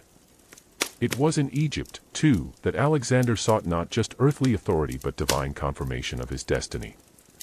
Deep in the western desert lay the oasis of Siwa, home to the oracle of Ammon, a god whom the Greeks equated with Zeus. The oracle at Siwa was renowned, distant, and mysterious, and Alexander, filled with the sense that his life was guided by fate, longed to hear its words. He set out across the harsh desert, enduring days of heat, sand, and hardship, accompanied by a small band of companions. Stories tell of miraculous guidance during the journey, ravens flying overhead to lead the way, or sudden rains saving the party from thirst. Whether truth or legend, these tales only deepened the sense that Alexander was on a journey not just of geography but of destiny. When he reached the temple at Siwa, he entered alone, seeking the god's voice. What was said within those walls remains a mystery, for Alexander never revealed it fully. Some claimed that the oracle hailed him as the son of Zeus Ammon, affirming his divine origin. Others whispered that he was told he would conquer the world. Whatever the precise words, Alexander left the temple filled with conviction, believing himself confirmed not only as king but as divinely chosen, a man set apart from others, a figure destined for greatness beyond mortality. From that moment, his sense of mission burned even brighter, and his men, hearing only fragments of what had been said, grew all the more certain that their leader was favored by the gods. The journey to Siwa and the founding of Alexandria revealed aspects of Alexander that went beyond mere conquest. He was not simply a destroyer, not simply a general winning battles. He was shaping an identity, both for himself and for the empire he was creating. In Egypt, he embraced the role of pharaoh, honoring ancient traditions, blending himself into the fabric of a civilization older than Greece itself. In Alexandria, he planted the seeds of a city that would embody cultural fusion, the mingling of Greek and Egyptian, of East and West. At Siwa, he sought and found the divine confirmation that set him apart from ordinary men. Each of these acts pointed toward the broader vision that drove him, not merely to defeat Persia, but to create something greater, something new, something that would outlast his own life. As Alexander left Egypt in 331 BCE, his position was stronger than ever. To the north, the Phoenician cities were subdued. To the south, Egypt embraced him as pharaoh. To the east lay Mesopotamia, the heart of Persia, where Darius would raise yet another great army to confront him. The Nile flowed as it had for millennia, its waters carrying the grain and wealth of Egypt, now part of Alexander's realm. The foundations of Alexandria lay in the sand, waiting to rise into a city that would endure for centuries. And in his heart, the words of the oracle burned, filling him with certainty that his destiny was no longer bound by the limits of mortal men. Imagine him now, leaving Memphis, sailing down the Nile, his fleet gliding over calm waters, the sun casting gold upon the river. Behind him lie the pyramids, the temples, the timeless monuments of Egypt's past. Ahead lies the road to Mesopotamia, to Babylon, to Persepolis, to the throne of the Persian kings. His men, loyal and seasoned, follow without question, their trust in him absolute. The world seems to bend before his will, cities opening their gates, oracles declaring his divinity, nations welcoming him as ruler. He is still young, still filled with the fire of ambition, and the horizon stretches endlessly before him. And so, as this part of the story closes, we leave Alexander in the glow of his Egyptian triumphs, crowned as pharaoh, blessed by the oracle, and builder of a new city that would carry his name into eternity. The march eastward continues, the great confrontation with Persia still ahead, but here in Egypt, Alexander found not only victory but vision, not only conquest but confirmation. For tonight, let us rest with the image of him at Siwa, standing in the desert silence, hearing words meant only for him, believing with unshakable certainty that he was not merely a man but something greater, chosen by the gods to shape the world. When Alexander left Egypt in 331 BCE, the Nile flowing quietly behind him and the oracle of Siwa still echoing in his heart, he was no longer merely the conqueror of Asia Minor or the liberator of Greece. He had been crowned pharaoh, declared the son of Zeus, and celebrated as a leader who could both destroy and create, both burn and build. Yet Egypt was only one chapter in his campaign. The true heart of his mission still lay ahead, the confrontation with Darius III, the great king of Persia, on the plains of Mesopotamia. Two empires were about to collide, one ancient and vast, the other young and fierce, and at the center of it all was a single man whose ambition stretched further than the horizon. The road from Egypt took Alexander northward through Phoenicia once more, then across the Euphrates, deeper into the Persian heartland. His army, though weary from years of campaigning, was bound together by loyalty, discipline, and the unshakable belief that their king could not be defeated. They had followed him across rivers and deserts, through sieges and battles, and each triumph had strengthened their faith. Word spread through the lands ahead of him that Darius was gathering his full strength. No longer would the great king rely on satraps, mercenaries, or half-measures. This time, he would bring the full might of the empire to bear, determined to crush Alexander once and for all. Darius had learned from Issus, where the narrow ground had nullified his numbers and forced him into a hasty retreat. At Gaugamela, he would not make the same mistake. On the plains near Arbela, close to modern-day Mosul, he prepared a battlefield suited to his advantage. The land was wide, flat, and open, perfect for cavalry and chariots, the pride of the Persian host. To ensure no obstacle hindered him, Darius even ordered the ground leveled, removing rocks and roughness so that his side chariots could sweep unhindered against the Macedonian lines. Here, he believed, the sheer scale of his forces would overwhelm Alexander's smaller army. Ancient sources claim numbers in the hundreds of thousands: cavalry, infantry, war chariots, even elephants. While these numbers may be exaggerated, it is certain that Darius commanded an army many times larger than Alexander's, an ocean of men and horses stretching across the plain. As Alexander advanced, he scouted the field carefully. He understood that the terrain favored Darius, but he also understood something deeper: numbers alone did not win battles. Discipline, strategy, and timing could outweigh even the most overwhelming odds. He gathered his commanders, explained his plan, and gave his men words of encouragement. He reminded them of their victories at Granicus and Issus, of their liberation of Asia Minor, of the gods' favor and the destiny that guided them. His presence calmed them, filled them with confidence. They knew that they faced a host larger than any they had ever seen, but they also knew that their king would lead them, as always, from the front. On the morning of October 1st, 331 BCE, the two armies drew up for battle.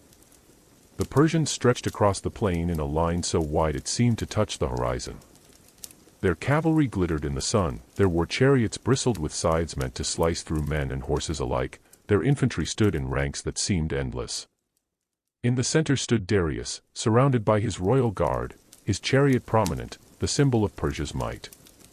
Against this vast array, Alexander deployed his 35,000 men, the Macedonian phalanx in the center, the companion cavalry on his right under his direct command, Thessalian cavalry on the left under Parmenion, and light troops and skirmishers arrayed to counter the Persian chariots. It was a smaller line, tighter, but disciplined, precise, like a blade honed to perfection. The battle began with the thunder of hooves as Persian cavalry charged forward, their numbers pressing against the Macedonian wings. The side chariots, drawn by galloping horses, hurtled toward the Macedonian lines, their blades glinting, designed to tear apart the phalanx. But Alexander had prepared for this. He ordered his light troops to open lanes in the ranks, allowing the chariots to pass harmlessly through, while javelins and arrows rained down upon the horses and drivers. The fearsome machines, meant to sow terror, faltered and fell, their momentum broken, their threat neutralized. The phalanx closed ranks again, unshaken. Meanwhile, on the Macedonian left, Parmenion faced wave after wave of Persian cavalry, fighting desperately to hold the flank. The pressure was immense, and for a time it seemed the Persians might break through. But Alexander had anticipated this. His plan was not to meet the Persians head-on but to draw them out, to stretch their line, to create a gap. On the right, he advanced cautiously at first, feinting, maneuvering, pulling the Persian cavalry further and further to the flank. Then, at the perfect moment, he saw the gap open in the Persian center, between their cavalry and their infantry. With a shout, he led his companion cavalry forward in a thunderous charge, straight toward the heart of the Persian line. The charge was irresistible. The companions, the finest cavalry in the world, crashed into the gap, spears lowered, Alexander at their head. Dust rose in clouds, horses screamed, men fell beneath the onslaught. The charge drove straight toward Darius himself. Once again, the great king saw the Macedonian leader bearing down upon him, and once again, his courage failed. He turned his chariot and fled, his guard scattering, his army's morale shattering. The Persian line, immense though it was, collapsed as panic spread. Without the king to steady them, the soldiers broke and ran. The battlefield, once so carefully prepared, became a scene of chaos and slaughter. Alexander pressed the pursuit, cutting down fleeing Persians, driving them from the field. But even as he did, word reached him that Parmenion, on the left, was still struggling under overwhelming Persian pressure. For a moment, the fate of the battle hung in the balance. Alexander faced a choice: continue the pursuit of Darius and perhaps capture him then and there, or turn back to aid his general. He chose loyalty. Breaking off his chase, he wheeled his cavalry and rode to Parmenion's aid.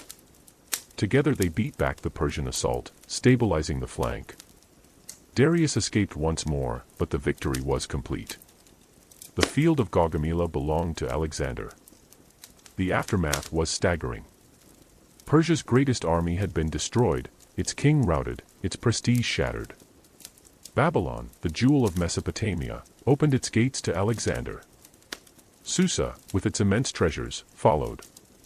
Persepolis, the ceremonial capital of Persia, would soon be his as well. The road to the heart of the empire lay open, and the dream of conquering Persia was no longer a distant vision but a reality unfolding before his eyes. For his men, the victory confirmed what they already believed, that their king was invincible, guided by destiny, chosen by the gods. They had stood against an army many times their size, on ground chosen by their enemy, and triumphed utterly. Their loyalty deepened, their confidence soared.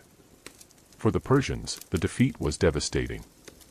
The empire was not yet destroyed, but its power had been broken. Darius, fleeing eastward, was now a king in name more than reality, his authority crumbling, his provinces falling one by one into Alexander's hands. Yet Alexander did not revel only in victory. He understood its weight. Standing on the battlefield, amid the wreckage of men and horses, the cries of the dying in the dust, he knew that the fate of nations had shifted. He had taken on the greatest empire of his age and won. But he also knew that this was only the beginning of something greater. The conquest of Persia was not merely about replacing one king with another. It was about reshaping the world, about creating something new, something beyond Greece, beyond Macedonia, beyond Persia itself. The vision was forming, vast and audacious, a world united under his rule, a blending of East and West, an empire not of plunder but of permanence. As night fell on the plain of Gaugamela, fires flickered across the field, illuminating the fallen, the broken chariots, the scattered weapons. The Macedonian soldiers feasted and celebrated, their king among them, sharing their food, their triumph, their exhaustion. In the Persian camp, abandoned by Darius, they found unimaginable riches, silks, gold, treasures from across the empire. But for Alexander, the greatest prize was not the wealth, nor even the cities that would now open to him. The greatest prize was the crown of Persia itself, the title of King of Kings, which he was now ready to claim. Picture him there, in the stillness after battle, his armor dented, his horse lathered with sweat, his face streaked with dust and blood. Around him his men sing his praises, calling him invincible, calling him chosen. Above him, the stars will silently, indifferent yet eternal, as they had shone over the battles of Marathon and Salamis, and now over Gaugamela. But in those stars, Alexander saw his own reflection. He was no longer merely the king of Macedonia, no longer simply the leader of Greece. He was the master of Asia, the conqueror of Persia, the architect of a new world. And so, as this part of the story closes, we leave him standing victorious on the field of Gaugamela, the empire of Persia broken, its king in flight, its lands awaiting their new ruler. The march would continue, to Babylon, to Susa, to Persepolis, but here, in this moment, the fate of the world had turned. A young man from Macedonia had faced the greatest power of his age and had emerged supreme. For tonight, let us rest in that moment, with Alexander crowned by victory, the dust of battle settling around him, and the future of the world unfolding beneath his feet. The plain of Gaugamela still echoed in memory, a field where the fate of empires had been decided. Darius, the king of kings, had fled once more, his army scattered, his power broken. Alexander now stood not simply as the victor of battles but as the true master of Asia. Yet for all the triumph of that day, the work of conquest was not finished. Victory on the battlefield was one thing, the taking of cities, the seizing of palaces, the claiming of treasures, and the binding of nations was another. Now the road stretched before him into the very heart of Persia, and along that road lay the greatest cities of the empire, Babylon, Susa, and Persepolis, each heavy with wealth, tradition, and meaning. If Alexander was to make himself more than a conqueror, if he was to wear the crown of Persia, he would have to take these jewels into his grasp. The first of these was Babylon, ancient beyond memory, its walls and ziggurats rising from the Mesopotamian plain like the remnants of a dream. For centuries Babylon had been one of the greatest cities of the world, famed for its hanging gardens, its temples, its learning, its luxury.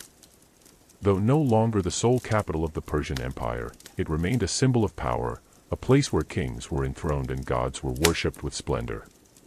To enter Babylon was to claim not only a city but a heritage, a link to civilizations that stretched back to Hammurabi and Nebuchadnezzar. As Alexander approached, he braced for resistance. He knew the power of Babylon, its vast walls, its potential for defense. Yet, to his astonishment and delight, the gates opened to him without a fight. The Persian governor, seeing that resistance was hopeless, surrendered the city. The people, weary of Persian rule and dazzled by Alexander's victories, welcomed him with offerings and celebration.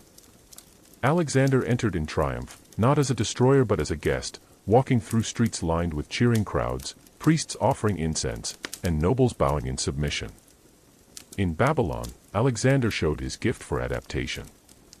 He entered the great temple of Marduk, the chief god of the city, and offered sacrifices, honoring the traditions of the people. He allowed the priests to continue their rituals, restoring privileges that had been neglected under Persian kings. By doing so, he won not only their loyalty but their reverence, presenting himself not merely as a conqueror but as a rightful heir to the city's ancient traditions. To the Babylonians, he became not an outsider but a ruler who respected their gods and their ways. This pattern, of honoring local traditions, blending Greek and foreign customs, was one of Alexander's greatest strengths. From Babylon he marched to Susa, another of Persia's great capitals, famed for its immense treasury. Here, too, the gates opened without resistance. The wealth of the city was staggering, gold and silver piled in immense quantities, treasures gathered from across the empire over generations. Ancient sources speak of tens of thousands of talents of precious metals, jewels, and finery, enough to make even Alexander, who had seen much already, marvel at the scale. With Susa, he not only gained unimaginable riches but also seized the administrative heart of Persia, a place from which the empire had long been governed. It was in Susa, too, that Alexander began to see himself not only as a conqueror of Persia but as its king. He adopted Persian dress on occasion, sat upon the throne of the Achaemenids, and began to consider policies of integration between Greeks and Persians. To some of his Macedonian companions, this was troubling, for they saw in him a man slipping into the ways of the East. But to Alexander, it was the natural next step. If he was to rule this vast empire, he could not be only a Greek or a Macedonian king. He had to be something greater, a universal ruler, blending traditions, commanding loyalty from many peoples. Yet the crown of Persia was not yet his until he seized Persepolis, the ceremonial capital, the heart of Persian majesty. Persepolis was no ordinary city. It was not a bustling trade hub like Babylon, nor a treasury like Susa, but a symbol, a place of ritual and ceremony where the Persian kings had celebrated their New Year festivals, where tribute from across the empire was displayed, where the grandeur of the dynasty was made visible in stone. Its terraces and halls, adorned with reliefs of kings and subjects, proclaimed Persia's might and unity. For Alexander to claim Persepolis was to strike at the very soul of Persia. The march to Persepolis was not easy. The road led through the Zagros Mountains, rugged and narrow, defended by Persian forces who still resisted. At the Persian gates, a narrow pass, Alexander encountered a desperate defense led by Ariobarzanes, a Persian satrap loyal to Darius. Here, the Persians had the advantage, raining down missiles upon the Macedonians as they tried to force the pass. For a time, it seemed the invincible Alexander might be checked. But with cunning, he led a detachment over the mountains, outflanking the defenders. At dawn they struck from behind, crushing the Persians in their own stronghold. The way to Persepolis was open. When Alexander entered Persepolis, he found treasures beyond imagination. Ancient accounts speak of gold and silver piled high, of storerooms filled with the wealth of generations, of riches so vast they had to be transported by thousands of mules and camels. For his men, it was the greatest plunder they had ever seen, wealth beyond comprehension, enough to reward loyalty, to fund campaigns, to dazzle the world.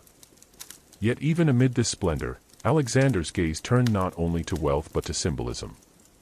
Persepolis was the heart of Persia, and its fate would send a message to all. What happened next has been debated for centuries. One night, after feasting and drinking with his companions, Alexander ordered the palace of Xerxes, the Persian king who had once invaded Greece, to be set aflame. Torches were cast, flames leapt skyward, and the grand halls of Persepolis burned. Some say it was an act of revenge for the burning of Athens a century and a half earlier, a symbolic payback, a statement that Greece's humiliation was now avenged. Others believe it was a drunken impulse, later regretted. Still others argue it was a deliberate decision, meant to signal the end of Persia's power, the destruction of its ceremonial heart. Whatever the truth, the fire consumed the splendor of Persepolis, leaving ruins that still stand as silent witnesses to that night. For Alexander, the act may have carried mixed feelings. He had shown himself capable of building as well as burning, of founding cities like Alexandria, of respecting traditions as in Babylon. Yet here he destroyed, leaving behind ashes. Perhaps it was the conqueror in him, reveling in the symbolic annihilation of an enemy.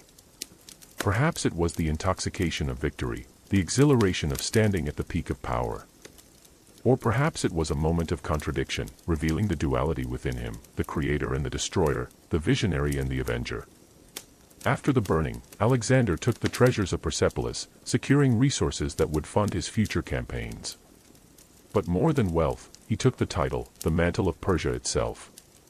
With Persepolis under his control, with Babylon and Susa already in his hands, with Darius in flight, he could now call himself not only king of Macedonia or leader of Greece, but also king of kings, ruler of the Persian Empire. The dream that had begun with his father, the campaign launched across the Hellespont, had now reached its climax. Greece was avenged, Persia defeated, the ancient struggle resolved in his favor. And yet, Alexander did not stop. He could not stop. For in his mind, the conquest was never enough. Each victory opened new horizons, each city taken revealed another beyond it, each crown claimed made him hunger for the next. Even as he stood amid the ruins of Persepolis, master of Asia, he was already thinking of the east, of the lands beyond, of the places where Darius still fled and where new peoples awaited him.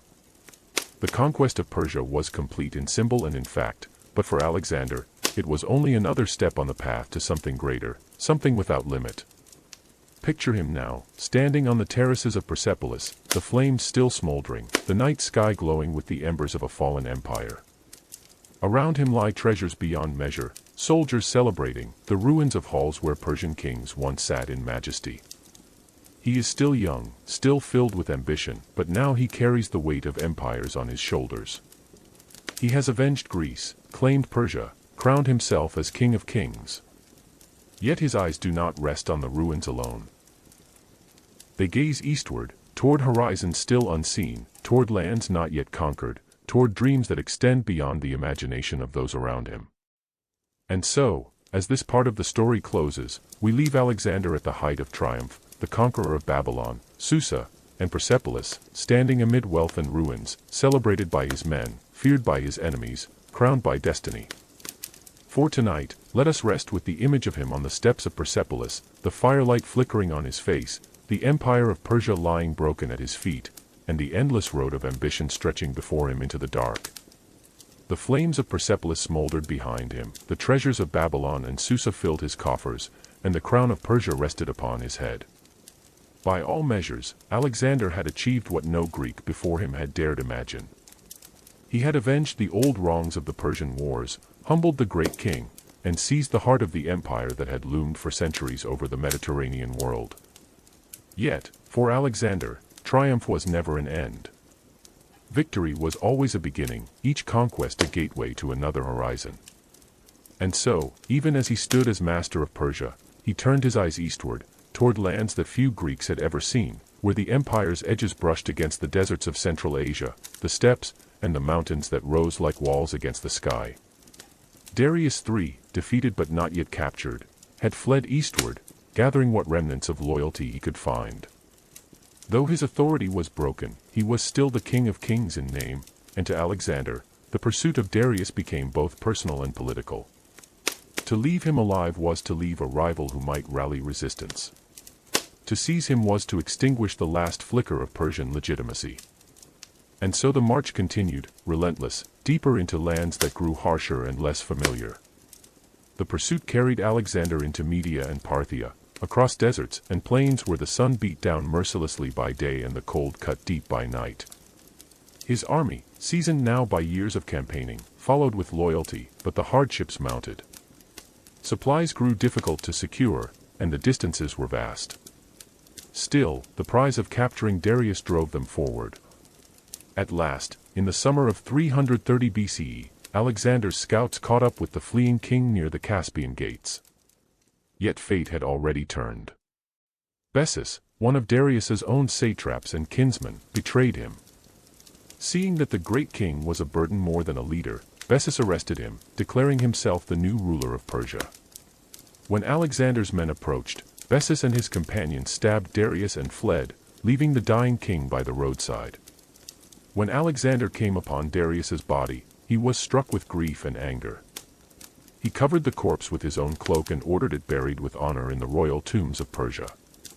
In this act, he showed not only respect for a fallen foe but also a keen understanding of symbolism. By honoring Darius, he presented himself as the rightful successor, the true king of kings, rather than a mere usurper. To the Persians who still revered the Achaemenid line, it was a gesture that bound them more closely to him. Yet his fury toward Bessus was unrelenting. The satrap who had betrayed his king became Alexander's new quarry, and the pursuit of Bessus would lead him ever further east, into lands beyond the reach of Persian roads, into mountains and steppes where resistance grew fierce and the limits of empire were tested. The campaigns that followed were some of the hardest of Alexander's career. The lands of Bactria and Sogdiana, in what is now Afghanistan, Uzbekistan, and Tajikistan, were rugged, remote, and fiercely independent. The people of these regions were horsemen and warriors, skilled in guerrilla tactics, striking swiftly and vanishing into mountains and deserts. Unlike the set-piece battles of Granicus, Issus, or Gaugamela, these were wars of ambushes, sieges of remote fortresses, and endless marches through hostile terrain. For the Macedonians, used to the fertile plains and orderly cities of Greece and Persia, it was a new and exhausting kind of war. Yet Alexander pressed on with relentless determination. He pursued Bessus into Bactria, capturing him at last after a long chase. Bessus, stripped of support, was handed over, tried for his betrayal of Darius, and executed. With Bessus's death, Alexander could claim that he had avenged the great king, once more presenting himself as the legitimate ruler of Persia. But the death of Bessus did not end the resistance. Instead, it inflamed it, for now the struggle was no longer for Darius or Persia but for freedom. The people of Sogdiana, led by local chiefs and warlords, rose against him, retreating into mountain strongholds and fortresses perched high upon cliffs. The sieges that followed tested Alexander's ingenuity as much as his endurance. At the fortress of Sogdian Rock, perched on a sheer crag and deemed impregnable, the defenders mocked him, saying he would need men with wings to take it. Alexander, never one to let a challenge go unanswered, called for volunteers among his soldiers skilled in climbing. With ropes and iron tent pegs, 300 men scaled the cliffs by night, some falling to their deaths, others pressing on through the darkness. At dawn, they appeared on the heights above the fortress, waving their shields. The defenders, stunned, surrendered without a fight.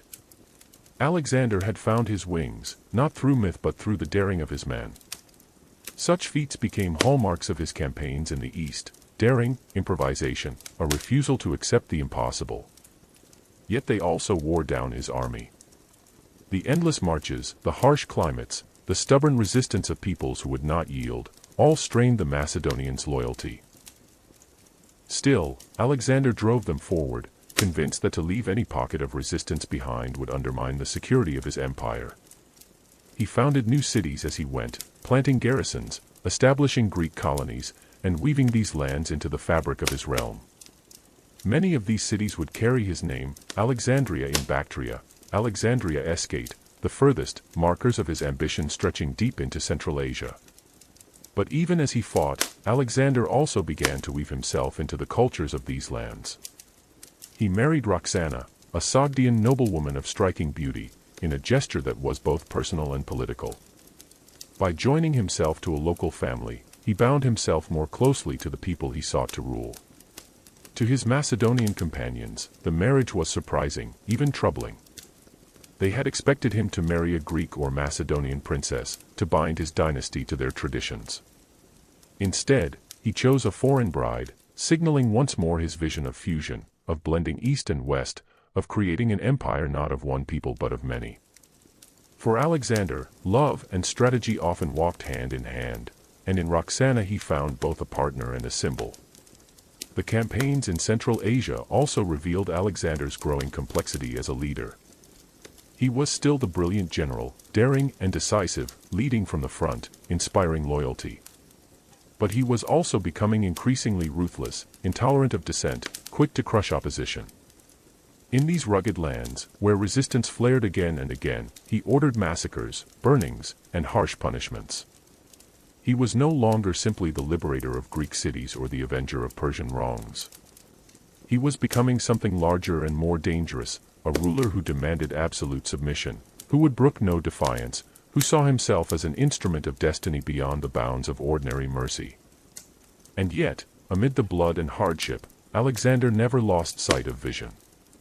Each fortress taken, each city founded, each marriage arranged, was part of a larger tapestry he was weaving. He was not content to conquer and move on. He wanted to bind these lands to him, to leave behind something enduring, to create a new order where Greek and Persian, Macedonian and Sogdian, might exist under one crown. Whether such a vision was achievable mattered less than the fact that he believed it, with a passion that carried his men with him, even when they faltered. By the time he had subdued Bactria and Sogdiana, Alexander had pushed his empire to the edges of the known world. The Persian Empire, once thought eternal, was now firmly in his grasp. But he was not yet satisfied. Beyond the mountains lay India, a land of mystery, wealth, and kings unknown to the Greeks. The horizon still called to him, and his ambition still burned, restless and insatiable. The campaigns in Central Asia had hardened him, tested him, shaped him into a ruler who was no longer simply the young king of Macedon but the master of an empire stretching from the Mediterranean to the steppes of Central Asia. Picture him now, riding through the highlands of Sogdiana, the cold wind on his face, the mountains rising sharp against the sky. Around him ride his companions, weary but loyal, their armor battered, their spirits tested but not broken. Behind him trail columns of soldiers, their banners whipping in the wind, their boots worn by endless marches. Ahead lies a land unknown, a horizon unending, a dream that will not let him rest. He has avenged Darius, crushed Bessus, married Roxana, and founded cities where once there were only fortresses of resistance. Yet even now, he looks east, always east, his eyes fixed on lands not yet conquered, his heart bound to a destiny that will drive him further still.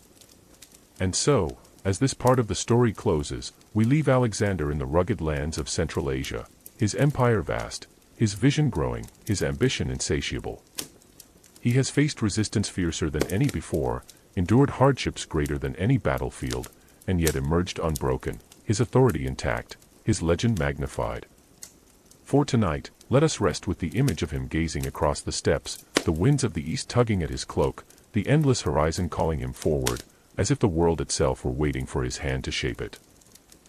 By the time Alexander had subdued the rugged lands of Bactria and Sogdiana, he had come to see that conquest was not always secured by sword alone. He had defeated satraps, crushed revolts, scaled fortresses once thought impregnable, and pursued enemies into the farthest reaches of Persia's former dominions. Yet resistance never fully disappeared. It flared again and again, like sparks scattered by the wind, each uprising fueled by the fierce independence of the mountain peoples and the endless distances of the steppes.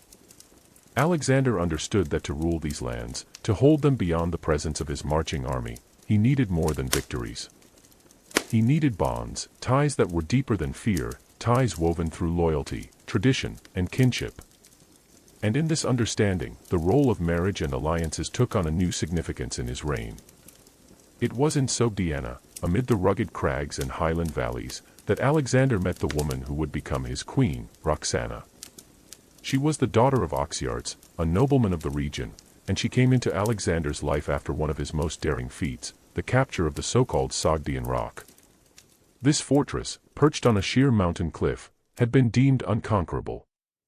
Its defenders had jeered at Alexander from above, saying he would need men with wings to take it. Yet, as before, Alexander found a way. His men scaled the cliffs by night, clinging to ropes, hammering in pegs, risking their lives on jagged stone. By dawn, they appeared on the heights above, and the fortress, astonished and defeated, surrendered. Among the captives was Roxana, whose beauty was such that ancient writers, even prone to exaggeration, spoke of it with awe.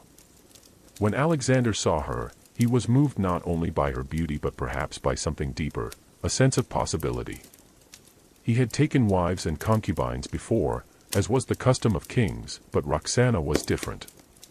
She was not a spoil of war to be cast aside, nor merely a symbol of conquest. She was to be his wife, taken into his household as queen. The marriage was celebrated with Macedonian and Persian rites alike, a blending of traditions that reflected Alexander's vision for his empire. For his soldiers, it was a surprising choice. They had expected him to marry a Macedonian or Greek princess, someone who would bind his dynasty to their traditions.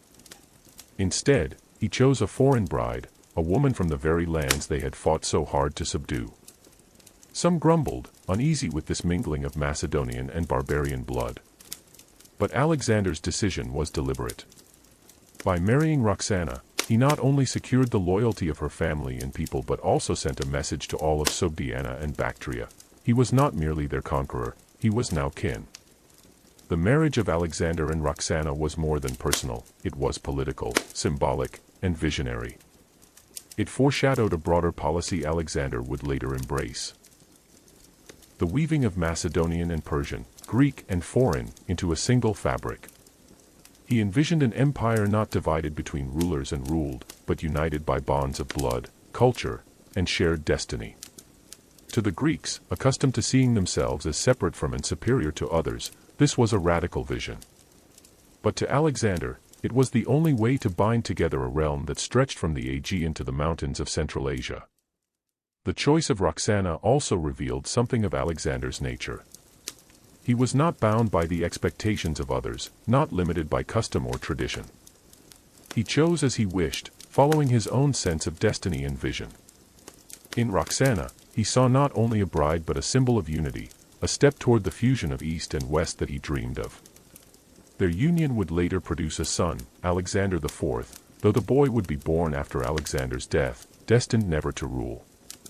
Still, in that moment, the marriage was a powerful gesture, one that resonated through his empire. Yet Roxana was not the only marriage to mark Alexander's reign. As his campaigns continued, he began to orchestrate alliances through marriage on a grander scale. Most famously, years later in Susa, he would arrange a mass wedding between his companions and Persian noblewomen, blending the elites of two worlds.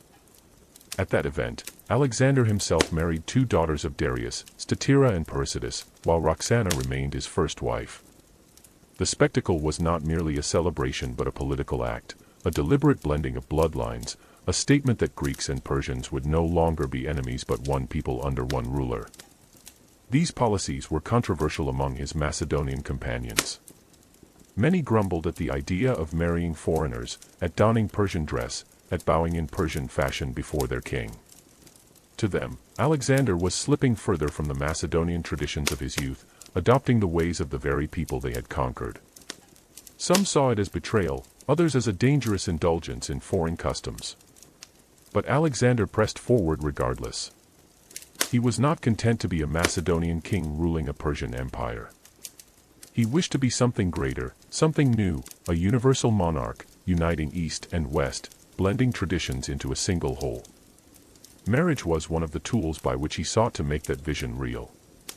It is important to see how deeply personal and political life intertwined in Alexander's reign. Roxana, though beloved, was also a symbol. The mass marriages at Susa were spectacles of unity, but they were also political necessities. Alexander understood that empires were not held by force alone. They required legitimacy, loyalty, bonds of kinship and tradition. By tying himself and his men to the noble families of Persia, he sought to weave a fabric that would hold the empire together even when his armies moved on. Whether such bonds could truly last was uncertain, but the attempt reveals the scope of his vision.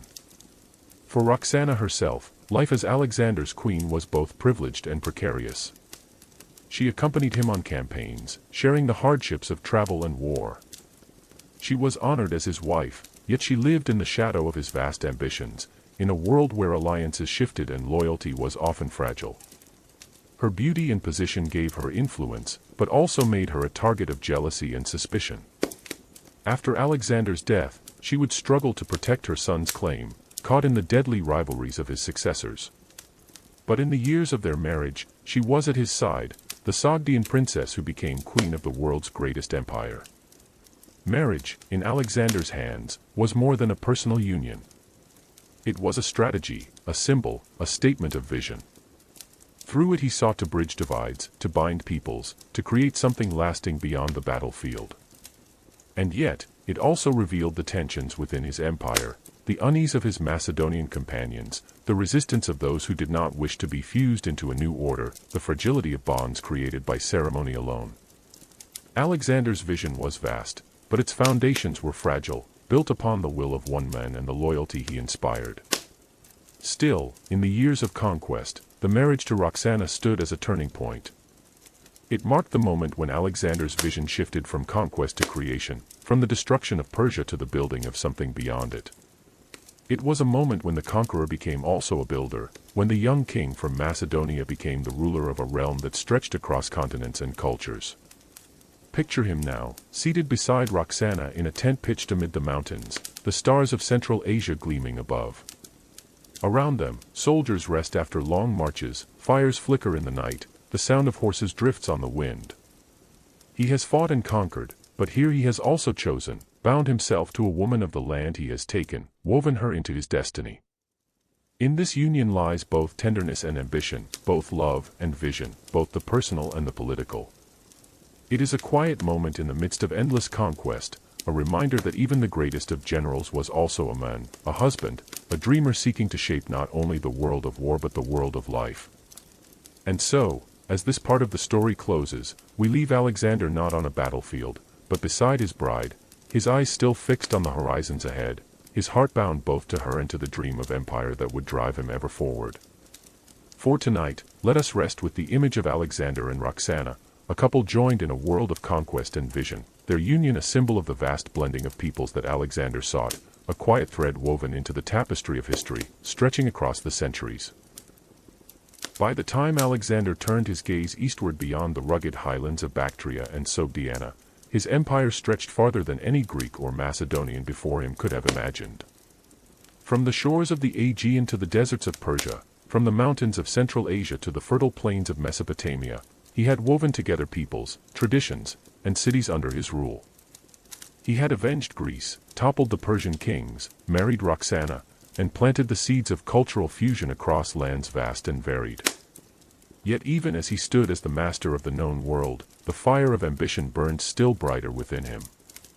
To the east lay lands whispered of in Greek tales, lands rich and strange, known vaguely through traders and travelers, the fabled India. For the Greeks, India was a place of marvels, a land beyond the edge of the familiar, where strange beasts roamed, where the sun seemed closer, where philosophers and holy men lived lives of mystery. To Alexander, India represented both a new challenge and a new horizon. Conquest of Persia had been the dream of his father, Philip, and the duty of Greece. But India was his alone, a step into lands no Greek army had ever marched, a conquest that would set him apart from every hero of myth and history. In his mind, it was the path to becoming not merely a great king but a figure beyond mortal limits, a man who would stretch the boundaries of the world itself. Crossing into India was no simple task. The land lay beyond the mighty Hindu Kush mountains, whose snow-clad peaks towered like guardians between empires. The passes were narrow, the weather harsh, and the terrain unforgiving. His army, though hardened by years of campaigning, suffered as they climbed the steep paths, their animals faltering, their supplies stretched thin. Yet they pressed on, driven by loyalty to their king and by the promise of new lands and new wealth. At last, after weeks of hardship, they descended into the valleys of the Indus River, where the climate grew warmer, the land greener, and the people unlike any they had known before. Here Alexander encountered new cultures, new rulers, and new challenges. Some cities submitted willingly, eager to ally with the conqueror. Others resisted, their strongholds perched on cliffs or hidden deep in forests. One by one, Alexander subdued them, sometimes by negotiation, sometimes by siege, always moving forward, always pressing deeper into the land.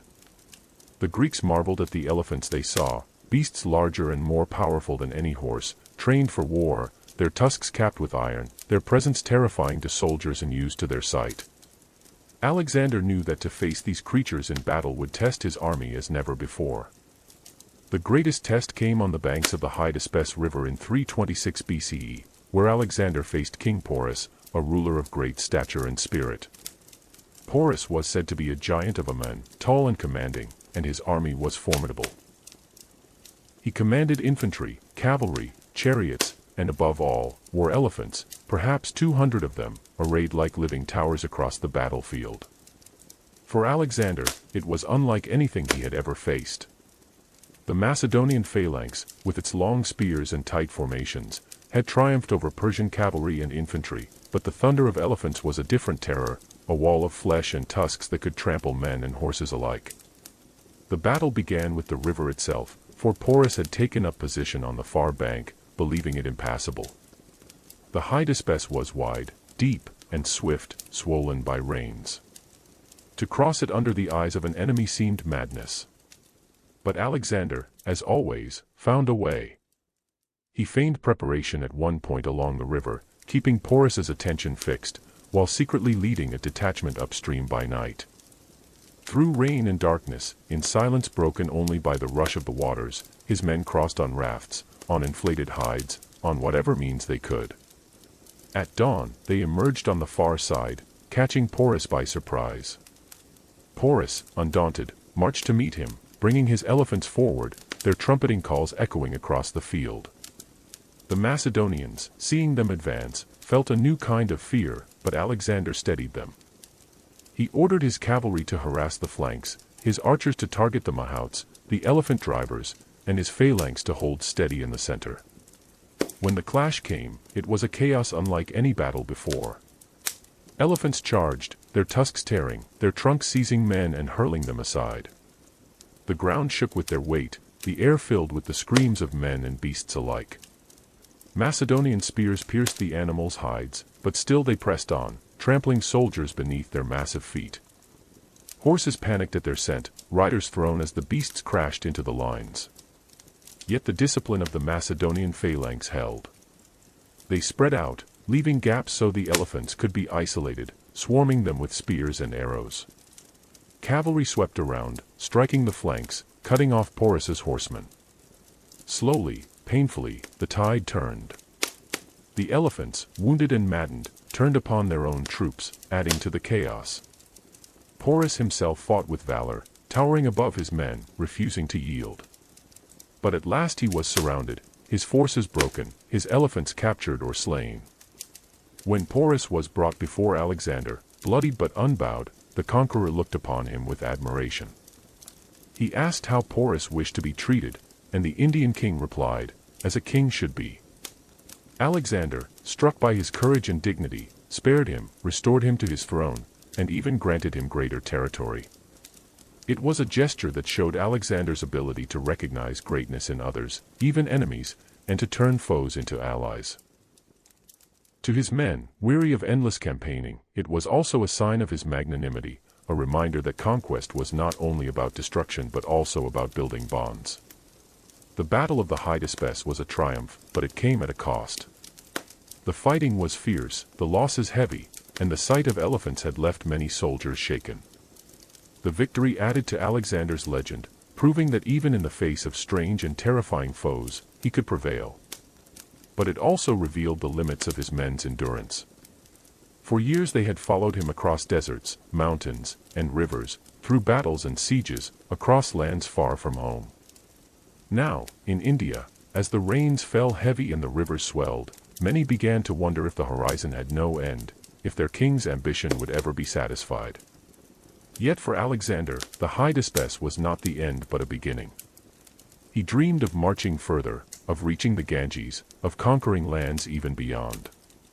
In his mind, there was no limit, no boundary, only the promise of new conquests, new horizons, new worlds to claim. The battle with Porus had tested his army against the might of India and shown that they could endure even this. To him, it was proof that nothing was beyond their grasp. Picture him now, standing on the banks of the Hydaspes after the battle, the river flowing red with the memory of the day, the bodies of men and elephants scattered on the field. Around him his soldiers cheer weakly, exhausted but victorious. Before him stands Porus, regal even in defeat, now an ally rather than a foe. The sky above is heavy with clouds, the air thick with rain, the horizon stretching eastward into lands unseen. Alexander gazes into the distance, already imagining the next conquest, the next river, the next empire to bring beneath his banner. His men, weary, see only the mud beneath their feet, the wounds on their bodies, the endless road behind them. Yet they follow still, bound by loyalty, by awe, by the sense that they march not only with a king but with a man touched by destiny. And so, as this part of the story closes, we leave Alexander in India, fresh from victory over Porus, his name carried on the winds of the east, his ambition unbroken, his gaze fixed ever forward. For tonight, let us rest with the image of him on the rain-soaked plain of the Hydaspes, standing between the conquered and the horizon, a man who saw no end to the world and no end to his own dreams. The victory at the Hydaspes river had been magnificent, another jewel in the crown of Alexander's conquests. He had faced elephants, beasts that seemed like monsters from legend, and he had overcome them. He had fought a king of India, Porus, who proved as noble in defeat as he was formidable in battle, and rather than crushing him, Alexander had made him an ally, strengthening his hold on the newly conquered lands. Yet for all its glory, the battle also revealed something Alexander had long ignored, the limits of human endurance.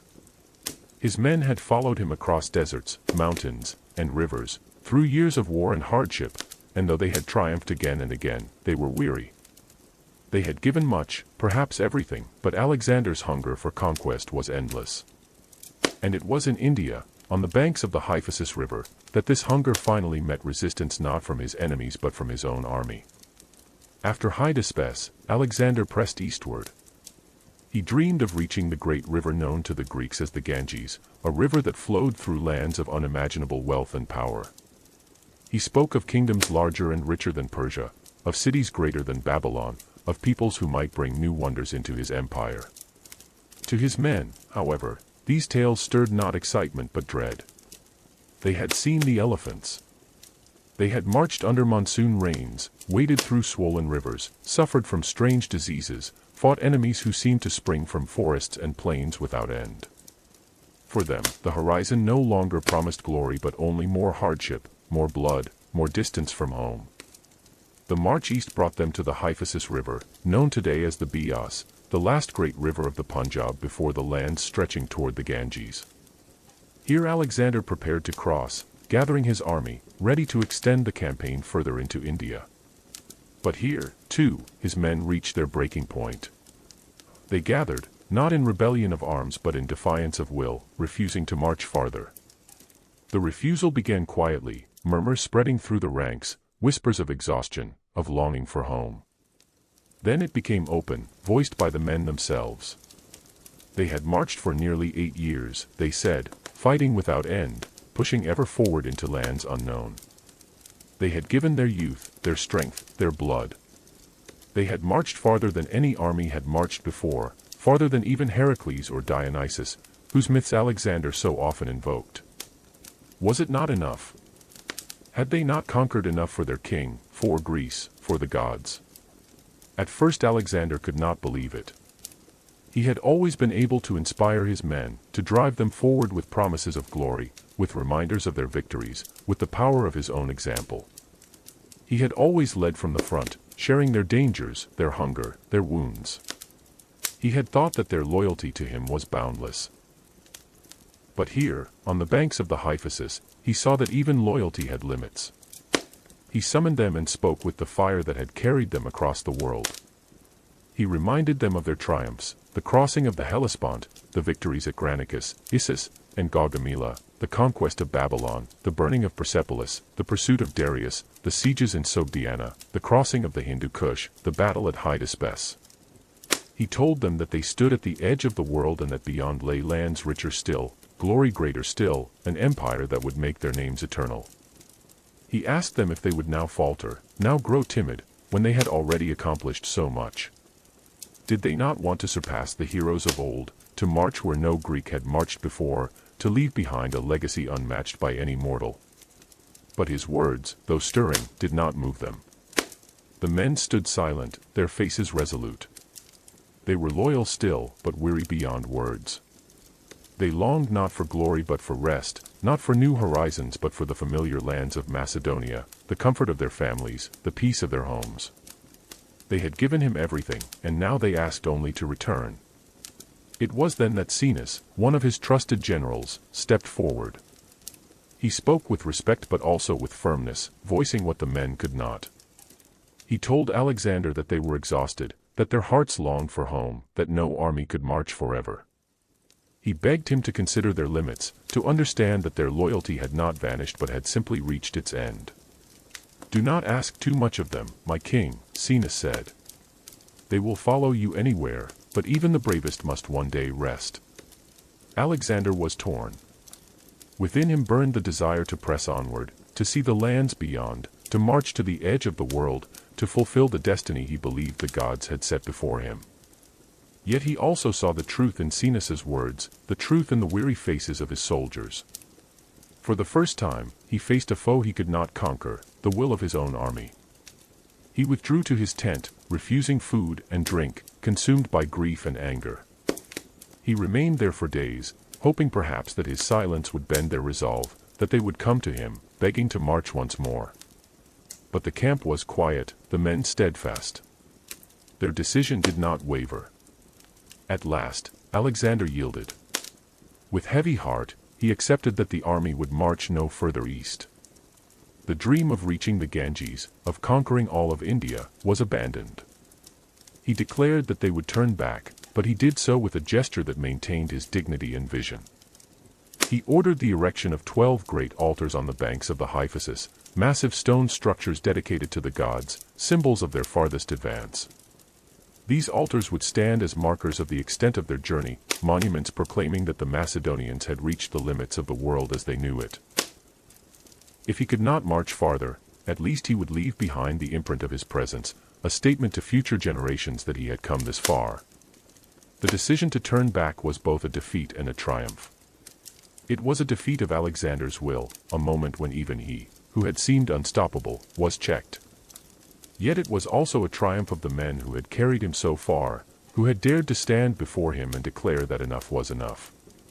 In their refusal lay not disloyalty but a final proof of their humanity, their exhaustion, their limits. Alexander, though reluctant, respected it, for he could not lead an army that no longer wished to march. The march westward began, but it was not easy. The army would endure new hardships, including the terrible crossing of the Gaugamela desert, where thirst and hunger claimed many lives.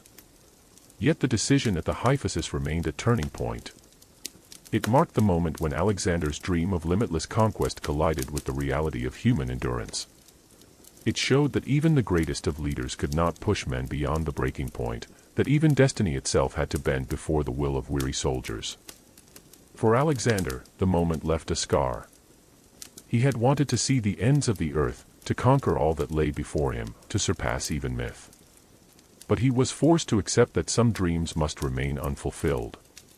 Still, he carried himself with dignity, turning the retreat into a march of triumph, building altars to the gods, reminding his men that they had achieved more than any army before them. In this way, even in disappointment, he turned defeat into legacy.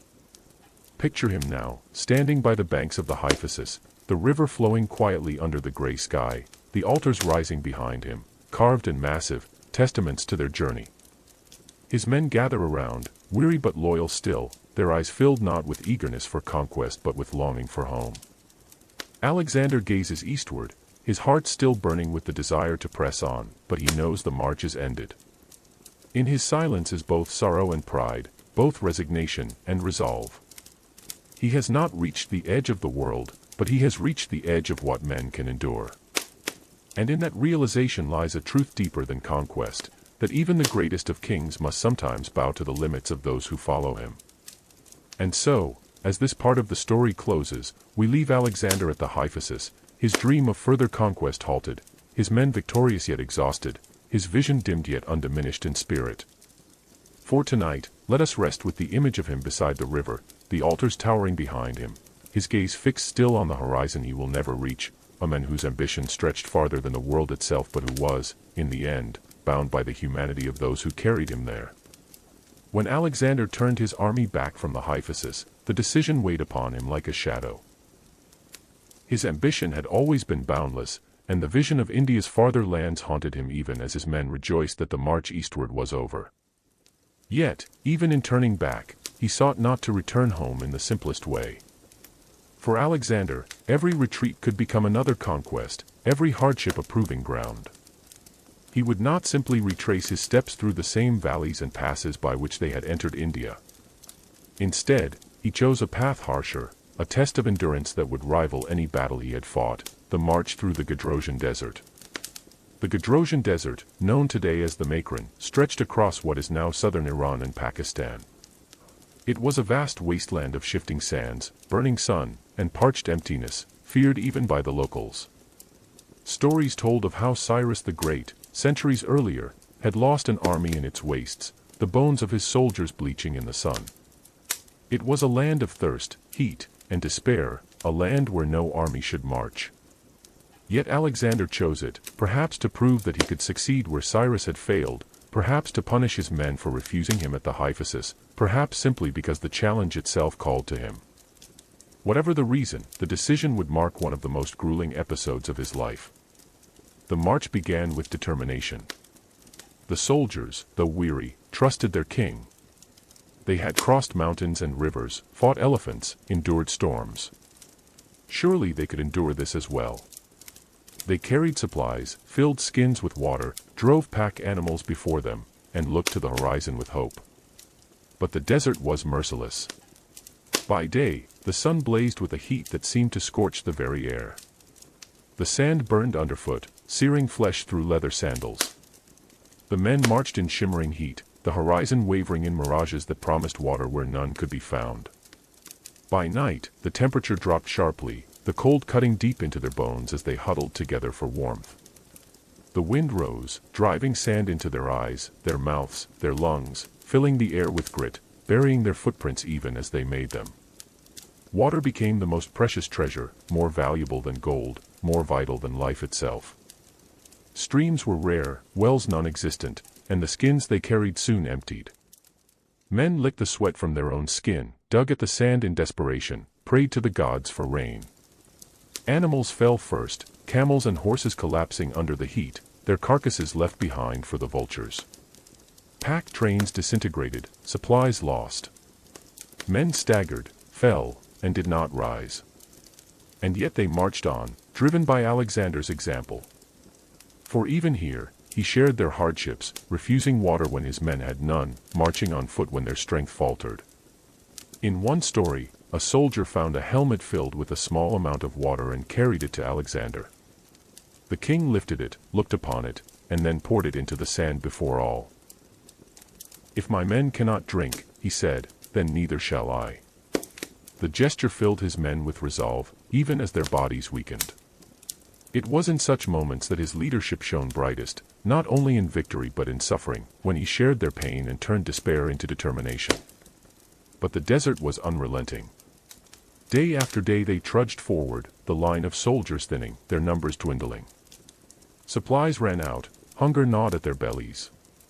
They ate what little could be found, roots, scraps, even the flesh of fallen animals. The air shimmered with heat by day and chilled with frost by night. Sandstorms rose suddenly, blinding them, choking them, scattering their columns. Men died where they fell, and the army moved on, leaving behind silent rows of the dead, their bones soon to be swallowed by the desert. Why Alexander chose this path remains a question even now. Some say it was pride, a determination to succeed where Cyrus had failed, to prove that nothing was beyond him. Others say it was punishment, a way to test his men after they had denied him at the Hephaestion, to show them that their king's will could not be so easily thwarted. Still others believe it was necessity, a path chosen to link up with his fleet under near Zeus, which sailed along the coast, exploring and mapping the unknown seas. Whatever the reason, the cost was immense. Thousands perished in the crossing, their names lost, their sacrifice unremembered save as part of the legend of Alexander's relentless march. And yet, somehow, they endured. After weeks of suffering, staggering step by step across the burning sands, they emerged at last from the desert, battered but alive. They had faced a trial as terrible as any battle, and though they had lost many, those who survived had endured what seemed impossible. The crossing of the Gaugamela desert became another mark of their invincibility, another proof that Alexander and his men could face any hardship, overcome any challenge, and emerge, if not unscathed, then unbroken. For Alexander, the desert crossing was more than survival. It was a statement. He had led his men through the most inhospitable of lands, and though the cost was high, he had not failed. Where Cyrus had lost his army, Alexander emerged. In his mind, it was another triumph, another step toward his place among the gods, another proof that he was not bound by mortal limits. To his men, however, it was something different, a scar, a memory of suffering that would never fade, a reminder that their king's ambition could demand of them not only their strength but their very lives. When they reached Carmania, a fertile land at the desert's edge, the survivors celebrated wildly. Banquets were held, songs sung, wine flowed freely. Some accounts speak of Alexander staging a procession in Dionysian fashion, dressed in ivy and leading his men in revelry, as if to turn their survival into a triumphal festival. Whether true or not, the moment captured the spirit of his reign, hardship transformed into legend, suffering recast as glory, the impossible rewritten as proof of destiny. Yet beneath the celebration lay the truth: the desert had taken its toll. The army that emerged was smaller, leaner, marked by loss. The men had endured because of their loyalty to Alexander, but their loyalty had been tested to the limits. They still followed him, but the weight of years, of battles, of endless marches and hardships, pressed heavily upon them. They had crossed the edge of endurance, and though Alexander's star still blazed, its brilliance now carried the shadow of all that had been lost. Picture him now, standing on the edge of the desert as his men stumble into fertile lands, their faces gaunt, their bodies scarred, their eyes weary. He watches them with pride, with sorrow, with the fire of ambition still burning in his gaze.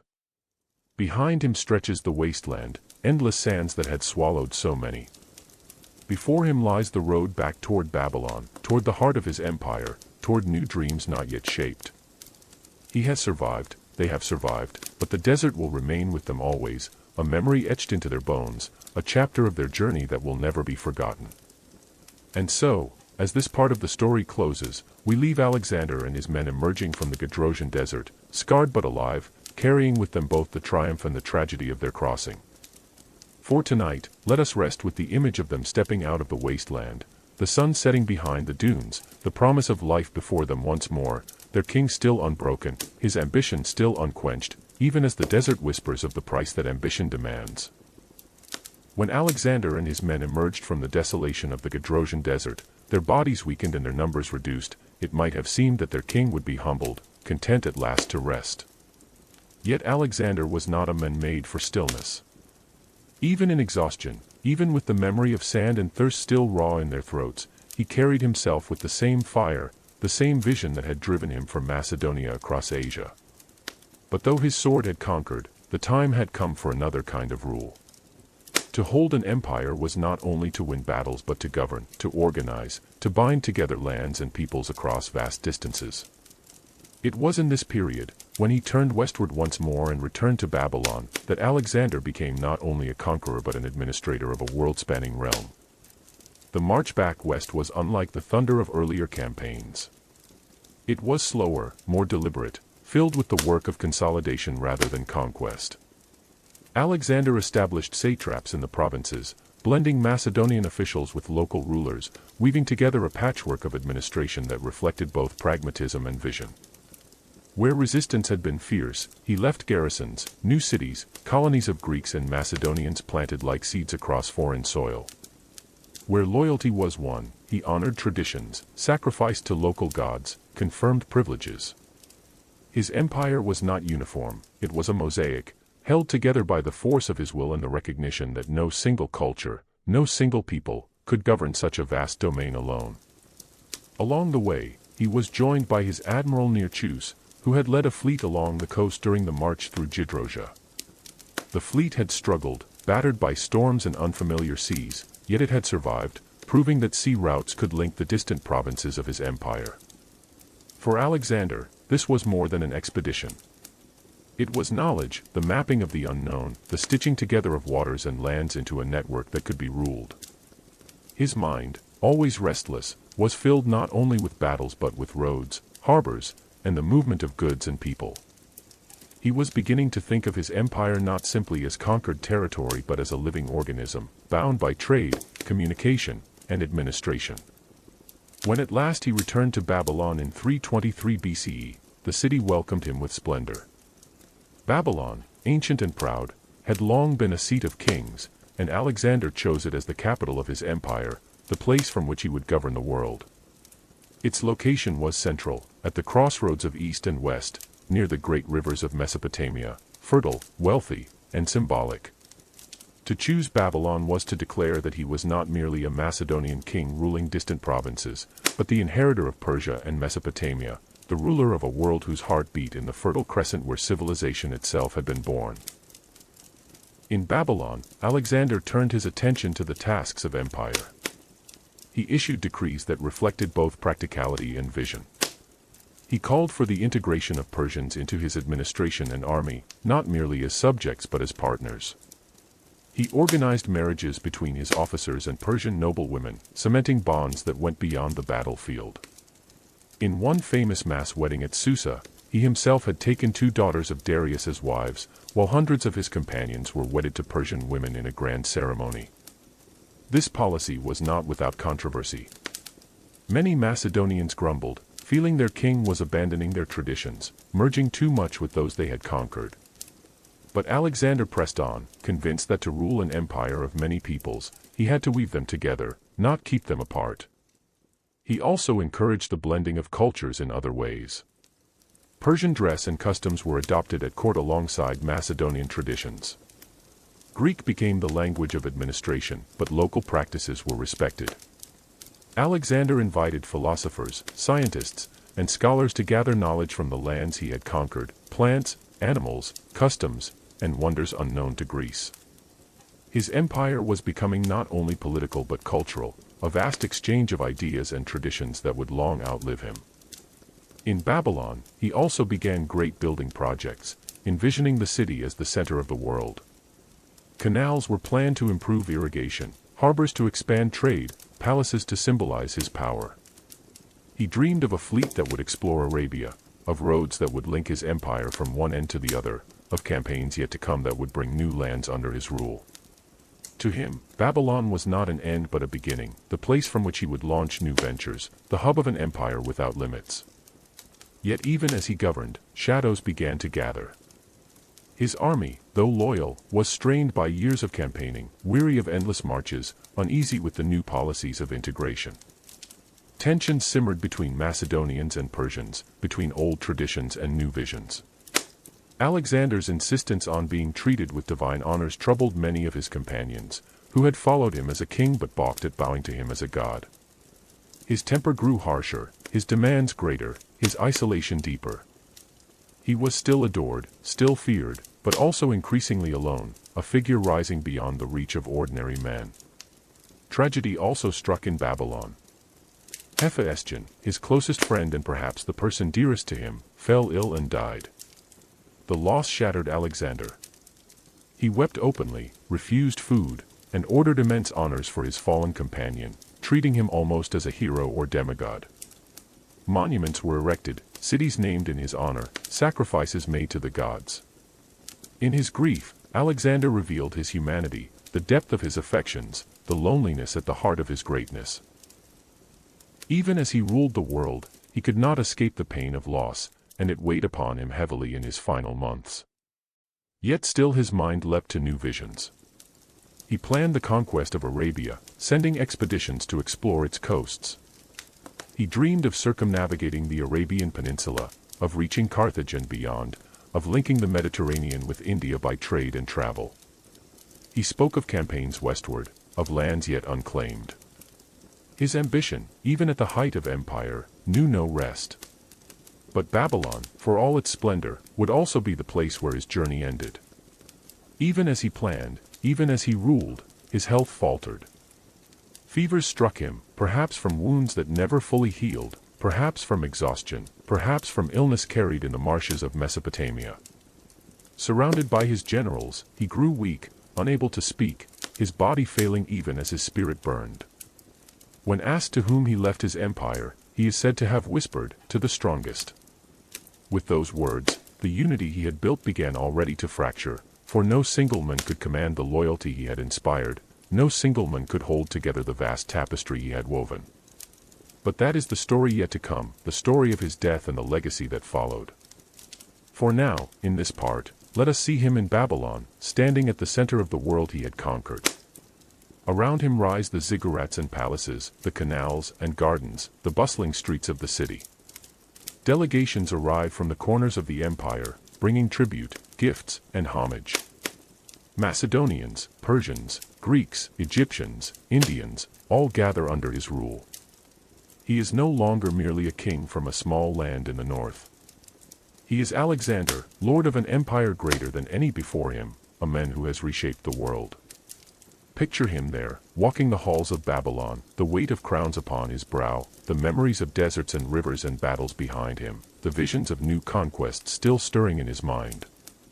He is triumphant yet weary, exalted yet human, visionary yet fragile. His empire stretches across continents, his name is spoken with awe, his destiny fulfilled and yet unfulfilled, for always his gaze looks farther. In Babylon, he is both at the height of his glory and at the edge of his end, the conqueror of worlds who could not conquer the passage of time. And so, as this part of the story closes, we leave Alexander in Babylon, ruler of a vast empire, planner of new dreams, grieving for those he has lost, preparing for journeys he will never take. For tonight, let us rest with the image of him standing at the heart of his realm, the rivers of Mesopotamia flowing around him, the city alive with splendor, the king alive with visions, even as the shadows lengthen and the final chapter approaches. By the time Alexander returned to Babylon, his empire stretched from the Aegean Sea to the distant valleys of India. It was a realm so vast, so diverse, that no single culture, no single tradition, no single ruler's whim could hold it together by force alone. Alexander, though a warrior above all, understood this truth. He had seen firsthand the stubborn resistance of mountain peoples, the loyalty of Persians to their kings, the reverence Egyptians gave their gods, the pride of the Greeks in their freedom. If he were to be not just a conqueror but a ruler of all these lands, he would need something greater than victory. He would need fusion. Alexander's vision was audacious, to create a new world in which Macedonians and Greeks would not simply rule over Persians and Asians but would be joined with them, bound together in blood, tradition, and destiny. He did not want to be remembered as a destroyer of Persia, but as its successor, its heir, and its transformer. To achieve this, he embraced customs foreign to his men, introduced policies that shocked his companions, and sought to weave together peoples who had never before been bound under one crown. From the earliest days of his conquest, he had given signs of this vision. In Babylon, he had sacrificed to Marduk, honoring the gods of the land. In Egypt, he had taken the crown of Pharaoh, walking as a son of Ammonius. In Persia, he had donned the royal robes of the Achaemenid kings, sitting upon their throne, receiving supplicants in ceremonies shaped by their traditions. To him, these acts were natural, gestures of respect to peoples he now ruled, steps toward a kingship that transcended Macedonia. But to his soldiers, steeped in their own traditions, these choices were troubling. They had followed him as their king, but they struggled to bow to him as if he were a Persian monarch, to prostrate themselves before him in the custom known as proskynesis. The act of proskynesis, falling upon one's knees, bowing the head, even touching the ground, was a Persian form of court etiquette, a gesture of reverence for the King of Kings. In Persia it did not necessarily mean worship, it was a symbol of hierarchy, of order, of recognition of authority. But to Greeks and Macedonians, who reserved such gestures for the gods, it seemed an insult, an abomination, a demand that they worship their king as divine. When Alexander introduced it to his court, his companions resisted fiercely. Some refused outright, others obeyed with resentment, many whispering that he had become arrogant, that he sought to make himself a god before his time. The tension was sharp, for Alexander's ambition for cultural fusion pressed directly against the pride of his soldiers. Yet he pressed forward. For he was not seeking only their approval. He was seeking legitimacy in the eyes of Persians, Babylonians, Egyptians, and others who saw kingship not as a compact between equals but as a divine order, a cosmic hierarchy. To them, Alexander's adoption of Persian customs confirmed that he was their rightful ruler, not merely an invader who would vanish with his army. He needed their loyalty, their acceptance, and he was willing to risk the discontent of his Macedonians to gain it. Marriage became one of his most powerful tools for integration. His own union with Roxana had been both personal and political, a blending of Macedonian king and Sogdian noblewoman. But he took the idea further at Susa in 324 BCE, staging a mass wedding between his officers and Persian noblewomen. In a grand hall decorated with splendor, Alexander himself married two daughters of Darius, Statira and Persidas, while more than 80 of his companions took brides from the Persian aristocracy. It was a spectacle, a blending of bloodlines, a statement that Greeks and Persians would no longer be two peoples but one. To many Macedonians, the ceremony was bewildering, even distasteful. They had left wives and families behind in Macedonia, and now they were asked to take foreign brides in elaborate Persian ceremonies. Some complied, others grumbled, and many resented what they saw as their king's disregard for their traditions. But Alexander believed in the symbolism. He imagined a future where the children of these unions would not be Macedonian or Persian, Greek or Asian, but something new, a people of the empire, bound not by ethnicity but by loyalty to him. The marriages were followed by other policies of fusion. He began training young Persians in the art of Macedonian warfare, arming them with sarissas, drilling them in the phalanx. These men, called the epigoni, or successors, were intended to be a new generation of soldiers who would merge the discipline of Macedonia with the strength and loyalty of Persia. To Alexander's veterans, this was alarming. They had always prided themselves on being his chosen, his companions, the conquerors of the world. To see Persians trained in their ways, elevated to their ranks, felt like betrayal. Many feared being replaced, their loyalty taken for granted, their service forgotten. But Alexander pressed forward, convinced that only by blending the military traditions of his peoples could he ensure the stability of his empire. He also encouraged Persians to serve in administration, appointing them as satraps, treasurers, and governors alongside Macedonians. In some cases, he allowed local dynasties to continue, provided they swore loyalty to him. He sought not to erase but to blend, not to destroy but to fuse. His court became a place where Greek philosophers mingled with Persian nobles, where Egyptian priests debated with Babylonian astronomers, where traditions that had once stood apart began to touch. These policies, however, deepened tensions within his army. Many of his officers felt that he was slipping further from them, becoming more Persian than Macedonian, more king of Asia than son of Philip. They whispered that he was forgetting his roots, abandoning his people, seeking to make himself a god among foreigners rather than a leader of Macedonians. Some even plotted, though their conspiracies were uncovered and crushed. Alexander responded with harshness, executing those who threatened his vision, making it clear that loyalty to him was paramount, above tradition, above nation, above all. At the same time, his embrace of Persian customs brought him reverence among his new subjects. To Persians, he was not an outsider but a ruler who honored their ways. To Egyptians, he was Pharaoh. To Babylonians, he was favored of Marduk. To Greeks, he remained a hero, though one now distant, elevated, almost divine. His fusion of customs was not without flaws, not without resistance, but it was revolutionary, a step toward something greater than any one people could achieve alone. Picture him now, in Babylon, seated on the throne of the Persian kings, wearing robes woven with Greek and Persian designs, his court filled with men and women from across his empire.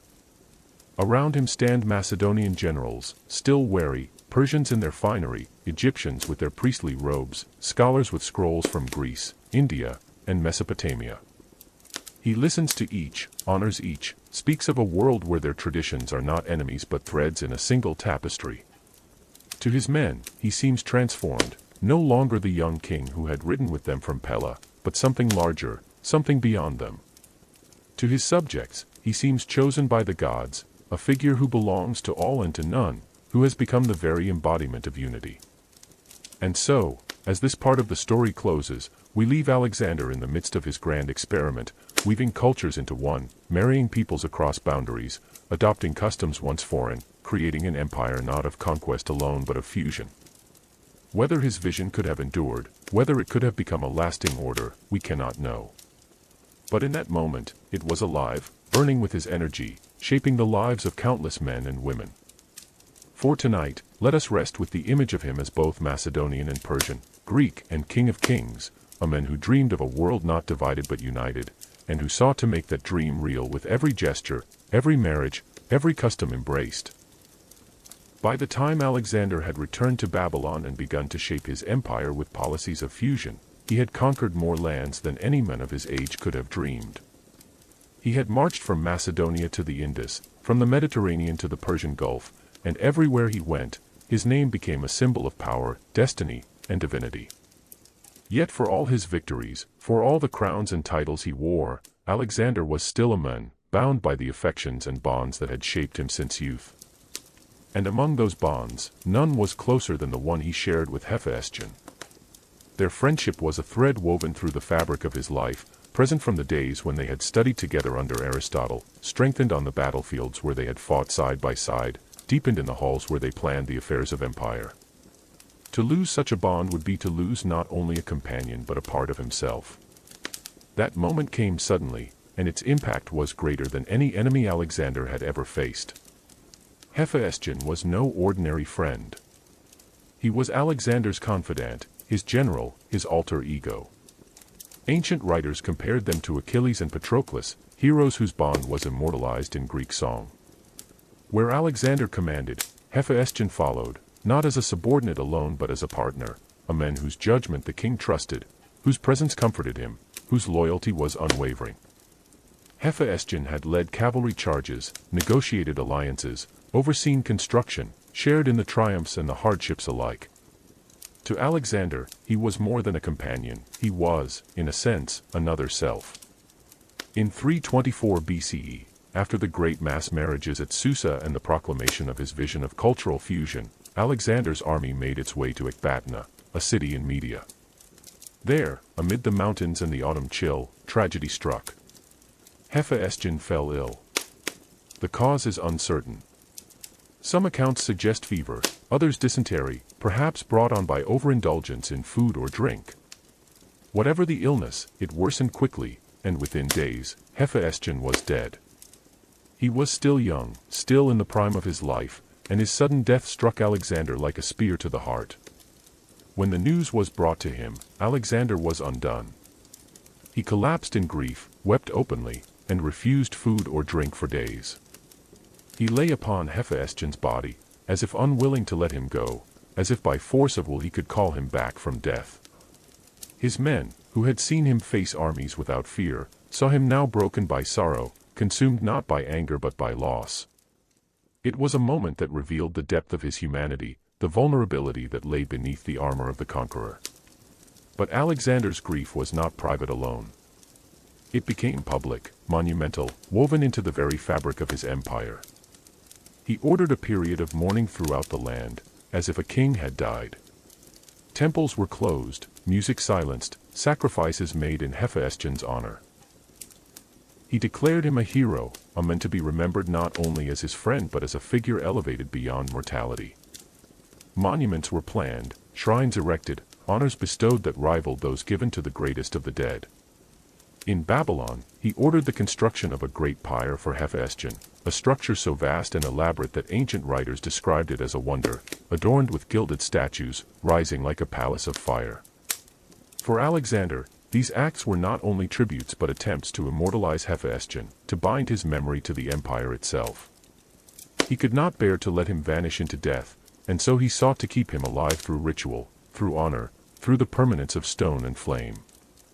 Some say he even sent to the oracle at Siwa, asking if Hephaestion might be worshipped as a god.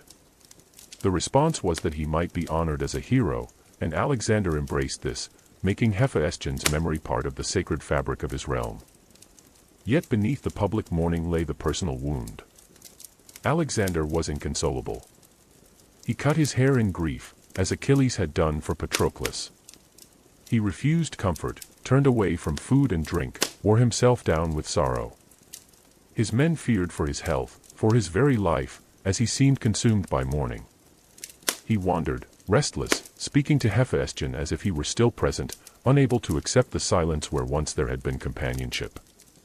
For a man who believed himself chosen by the gods, who had defied death in battle again and again, the loss of Hephaestion was a reminder of mortality, of the limits even destiny could not overcome.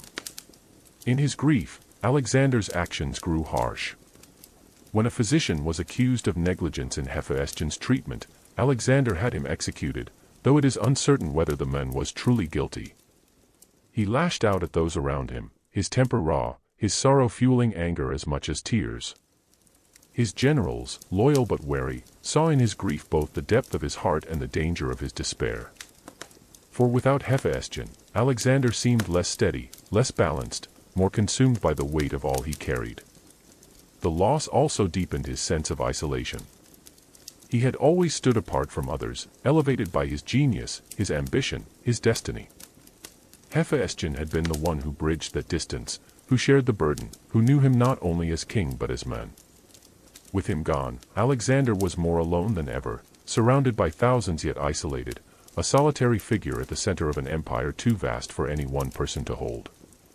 It was a loneliness that no crown, no victory, no honor could ease. And yet, even in grief, Alexander transformed pain into purpose. He threw himself into plans, into building projects, into campaigns yet to be launched. He would honor Hephaestion not only with monuments but with action, carrying his memory into every new endeavor. His sorrow became fuel, his mourning a fire that drove him to even greater heights, as if by conquering more, by building more, he could somehow keep Hephaestion alive in the echo of his deeds. Picture him now, in Babylon, standing before the great pyre built for Hephaestion. The flames leap high, crackling against the night, their glow illuminating the faces of soldiers who stand silent in mourning. Alexander's eyes are fixed on the fire, his face marked by grief and by resolve. Around him, the empire he has built bows in sorrow, honoring the men who had been his second self. But within him burns a loneliness deeper than the desert, heavier than the weight of all his conquests. He stands as conqueror of the world, yet conquered himself by loss, a man who could command armies but not command death. And so, as this part of the story closes, we leave Alexander in his grief, mourning Hephaestion with tears, with monuments, with fire that blazes into the night. For tonight, let us rest with the image of him beside the pyre, his head bowed, his heart broken, his empire vast yet empty in the absence of the one he loved most. It is a reminder that even the greatest of men, even those who would claim the world, are bound by love and loss, and that in grief, conqueror and commoner are alike. By the spring of 323 BCE, Alexander the Great had reached the height of his power. He had marched farther than any Greek before him, subdued empires older than memory, and reshaped the map of the known world. Babylon, ancient city of kings, now stood as the heart of his empire. Its gardens, its canals, its temples, all of it thrummed with life under his rule. Delegations came from distant lands, bearing gifts, tribute, and petitions. Merchants, scholars, soldiers, and envoys crowded its streets.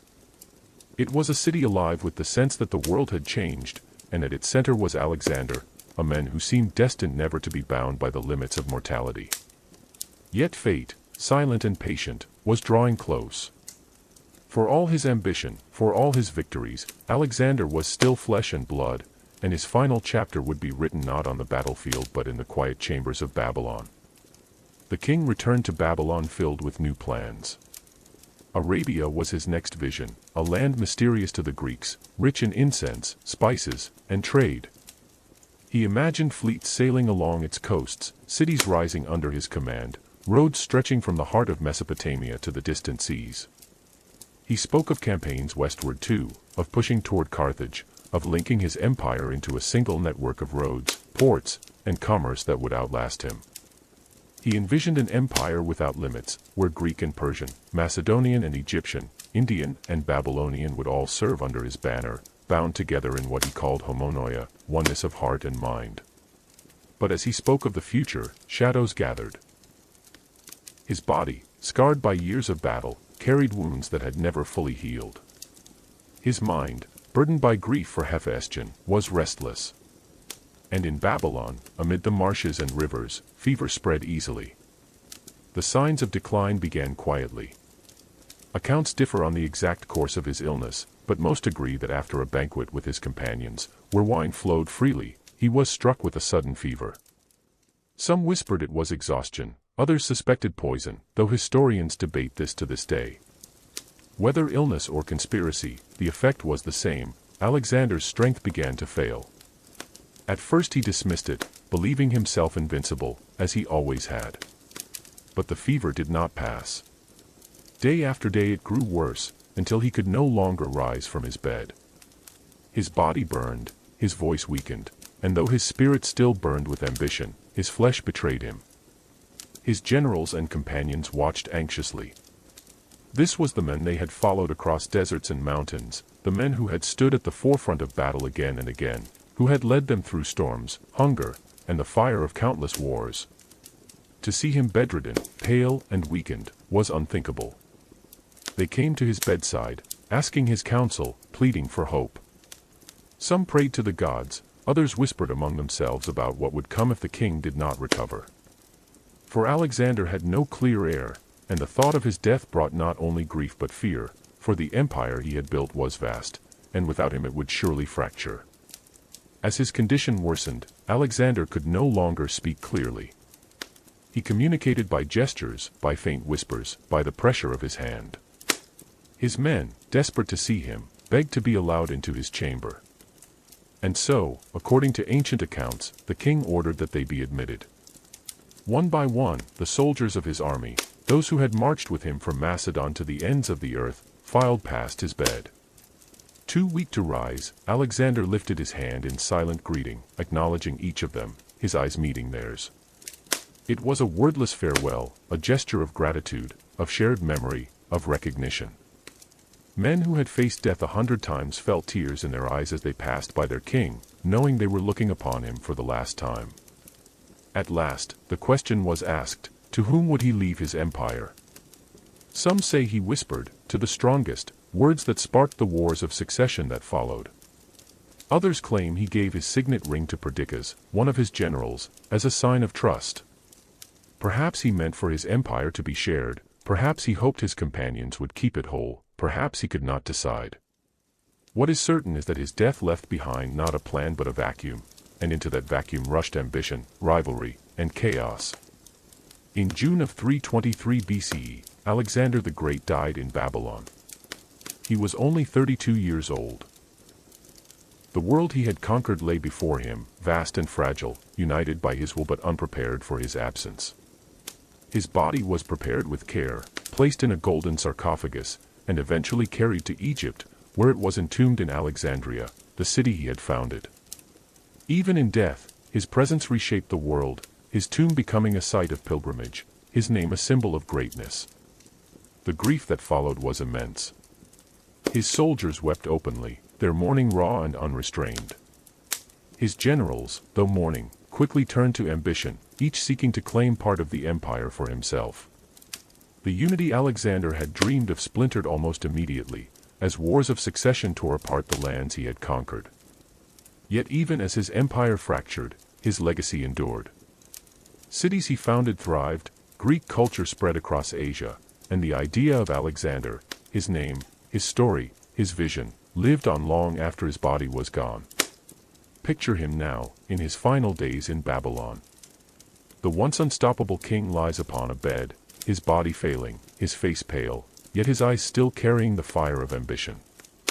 Around him stand his generals, silent, anxious, their faces shadowed by both sorrow and calculation.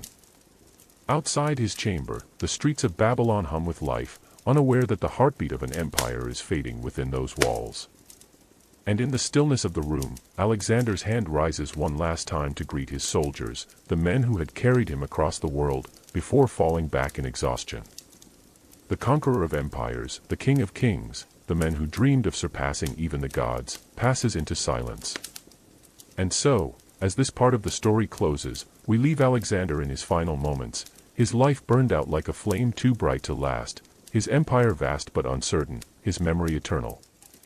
For tonight, let us rest with the image of him in Babylon, surrounded by loyalty and ambition, his eyes closing for the last time, leaving behind not only an empire but a legend that would echo through the ages.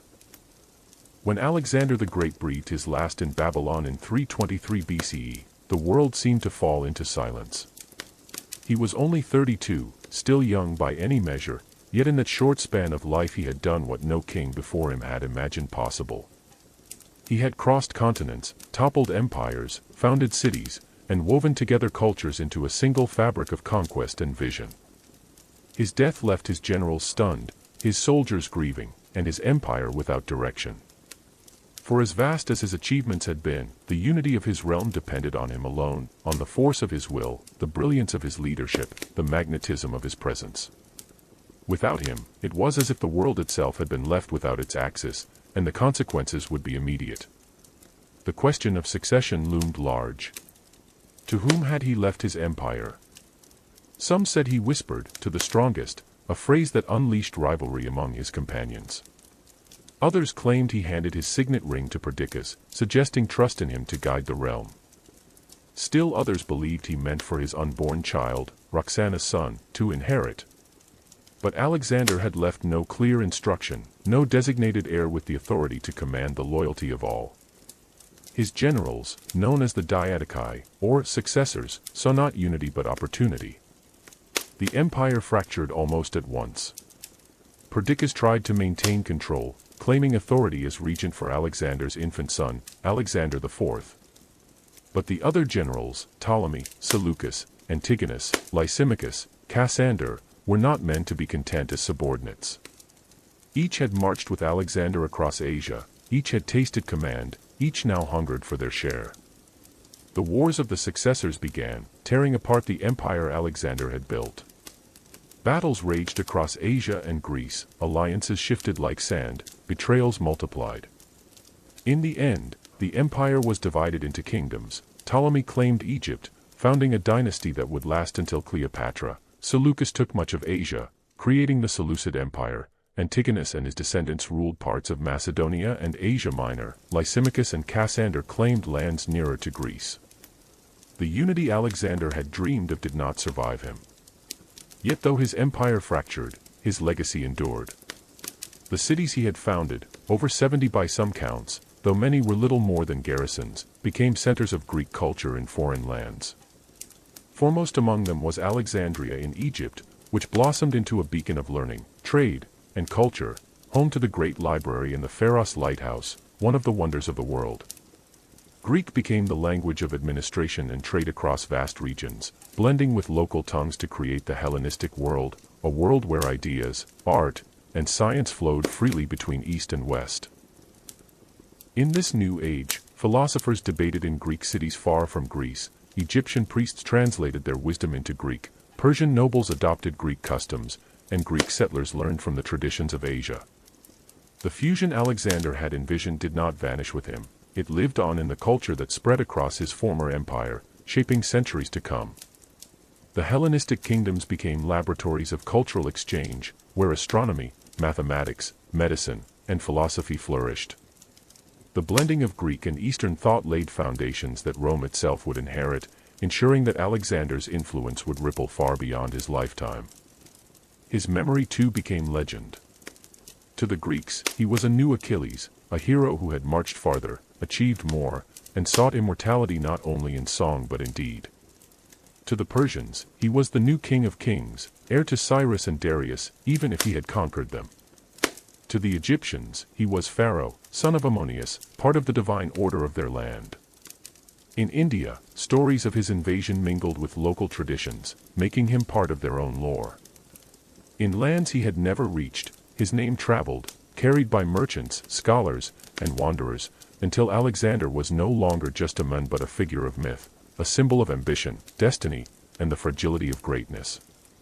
For centuries, tales of Alexander grew. Writers told of his descent into the depths of the sea in a glass diving bell, of his flight into the skies in a chariot carried by griffins, of his quests for the fountain of youth. These legends, known collectively as the Alexander Romance, spread across cultures, translated into Persian, Arabic, Latin, and countless tongues. To some he was a prophet, to others a conqueror, to others still a seeker of wisdom. He became a mirror in which different peoples saw their own ideals reflected, a hero reshaped by every culture that adopted his story.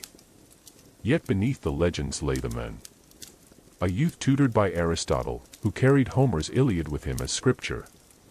A king who led from the front, who shared the thirst and hunger of his men, who fought beside them in every battle. A dreamer who believed in his own destiny, who sought to surpass Heracles and Dionysus, who longed to reach the ends of the earth. A ruler who could be generous and cruel, visionary and reckless, noble and ruthless. A man who loved deeply, grieved profoundly, and whose ambition consumed him. His legacy is not simple, for Alexander was not simple. He left behind both glory and destruction. He spread Greek culture but also left cities in ruins. He dreamed of unity but left behind wars of division. He created an empire greater than any before him, but it crumbled almost as soon as he was gone. Yet in that paradox lies his immortality. For Alexander's greatness was not in what endured but in what he dared. He reached beyond the limits of his time, beyond the horizon of the known world, and in doing so, he became eternal in memory. Picture him now, not in battle, not in grief, not in death, but as history remembers him. A young king on horseback, his eyes alight with fire, his hand outstretched toward the horizon, leading his men forward. Behind him stretches the army that carried him across continents, before him the lands that would one day carry his name. The dust of battle clings to him, the sweat of effort shines on his brow, but his gaze is fixed beyond, always beyond, as if he can already see the shape of the world yet to come. And so the story of Alexander ends, not with his death alone but with the echo of his life. His empire is gone, but his legend remains. His name is spoken still, more than 2,000 years later, in classrooms, in books, in stories told by firelight. He is remembered not only as a conqueror but as a symbol of ambition without bounds, of vision without rest, of a man who sought to grasp the infinite. He achieved much, he failed much, but he dreamed more greatly than any of his age, and in those dreams, he found immortality. As this final part of our long journey closes, let us rest with the image of Alexander the Great not as a figure of marble or myth alone, but as a man whose life was both glorious and tragic, whose memory still walks with us through time. For tonight, let the story of his empire fade into quiet, the battles and the marches recede like waves upon the shore, leaving only the sound of his name, soft and enduring, carried on the winds of history.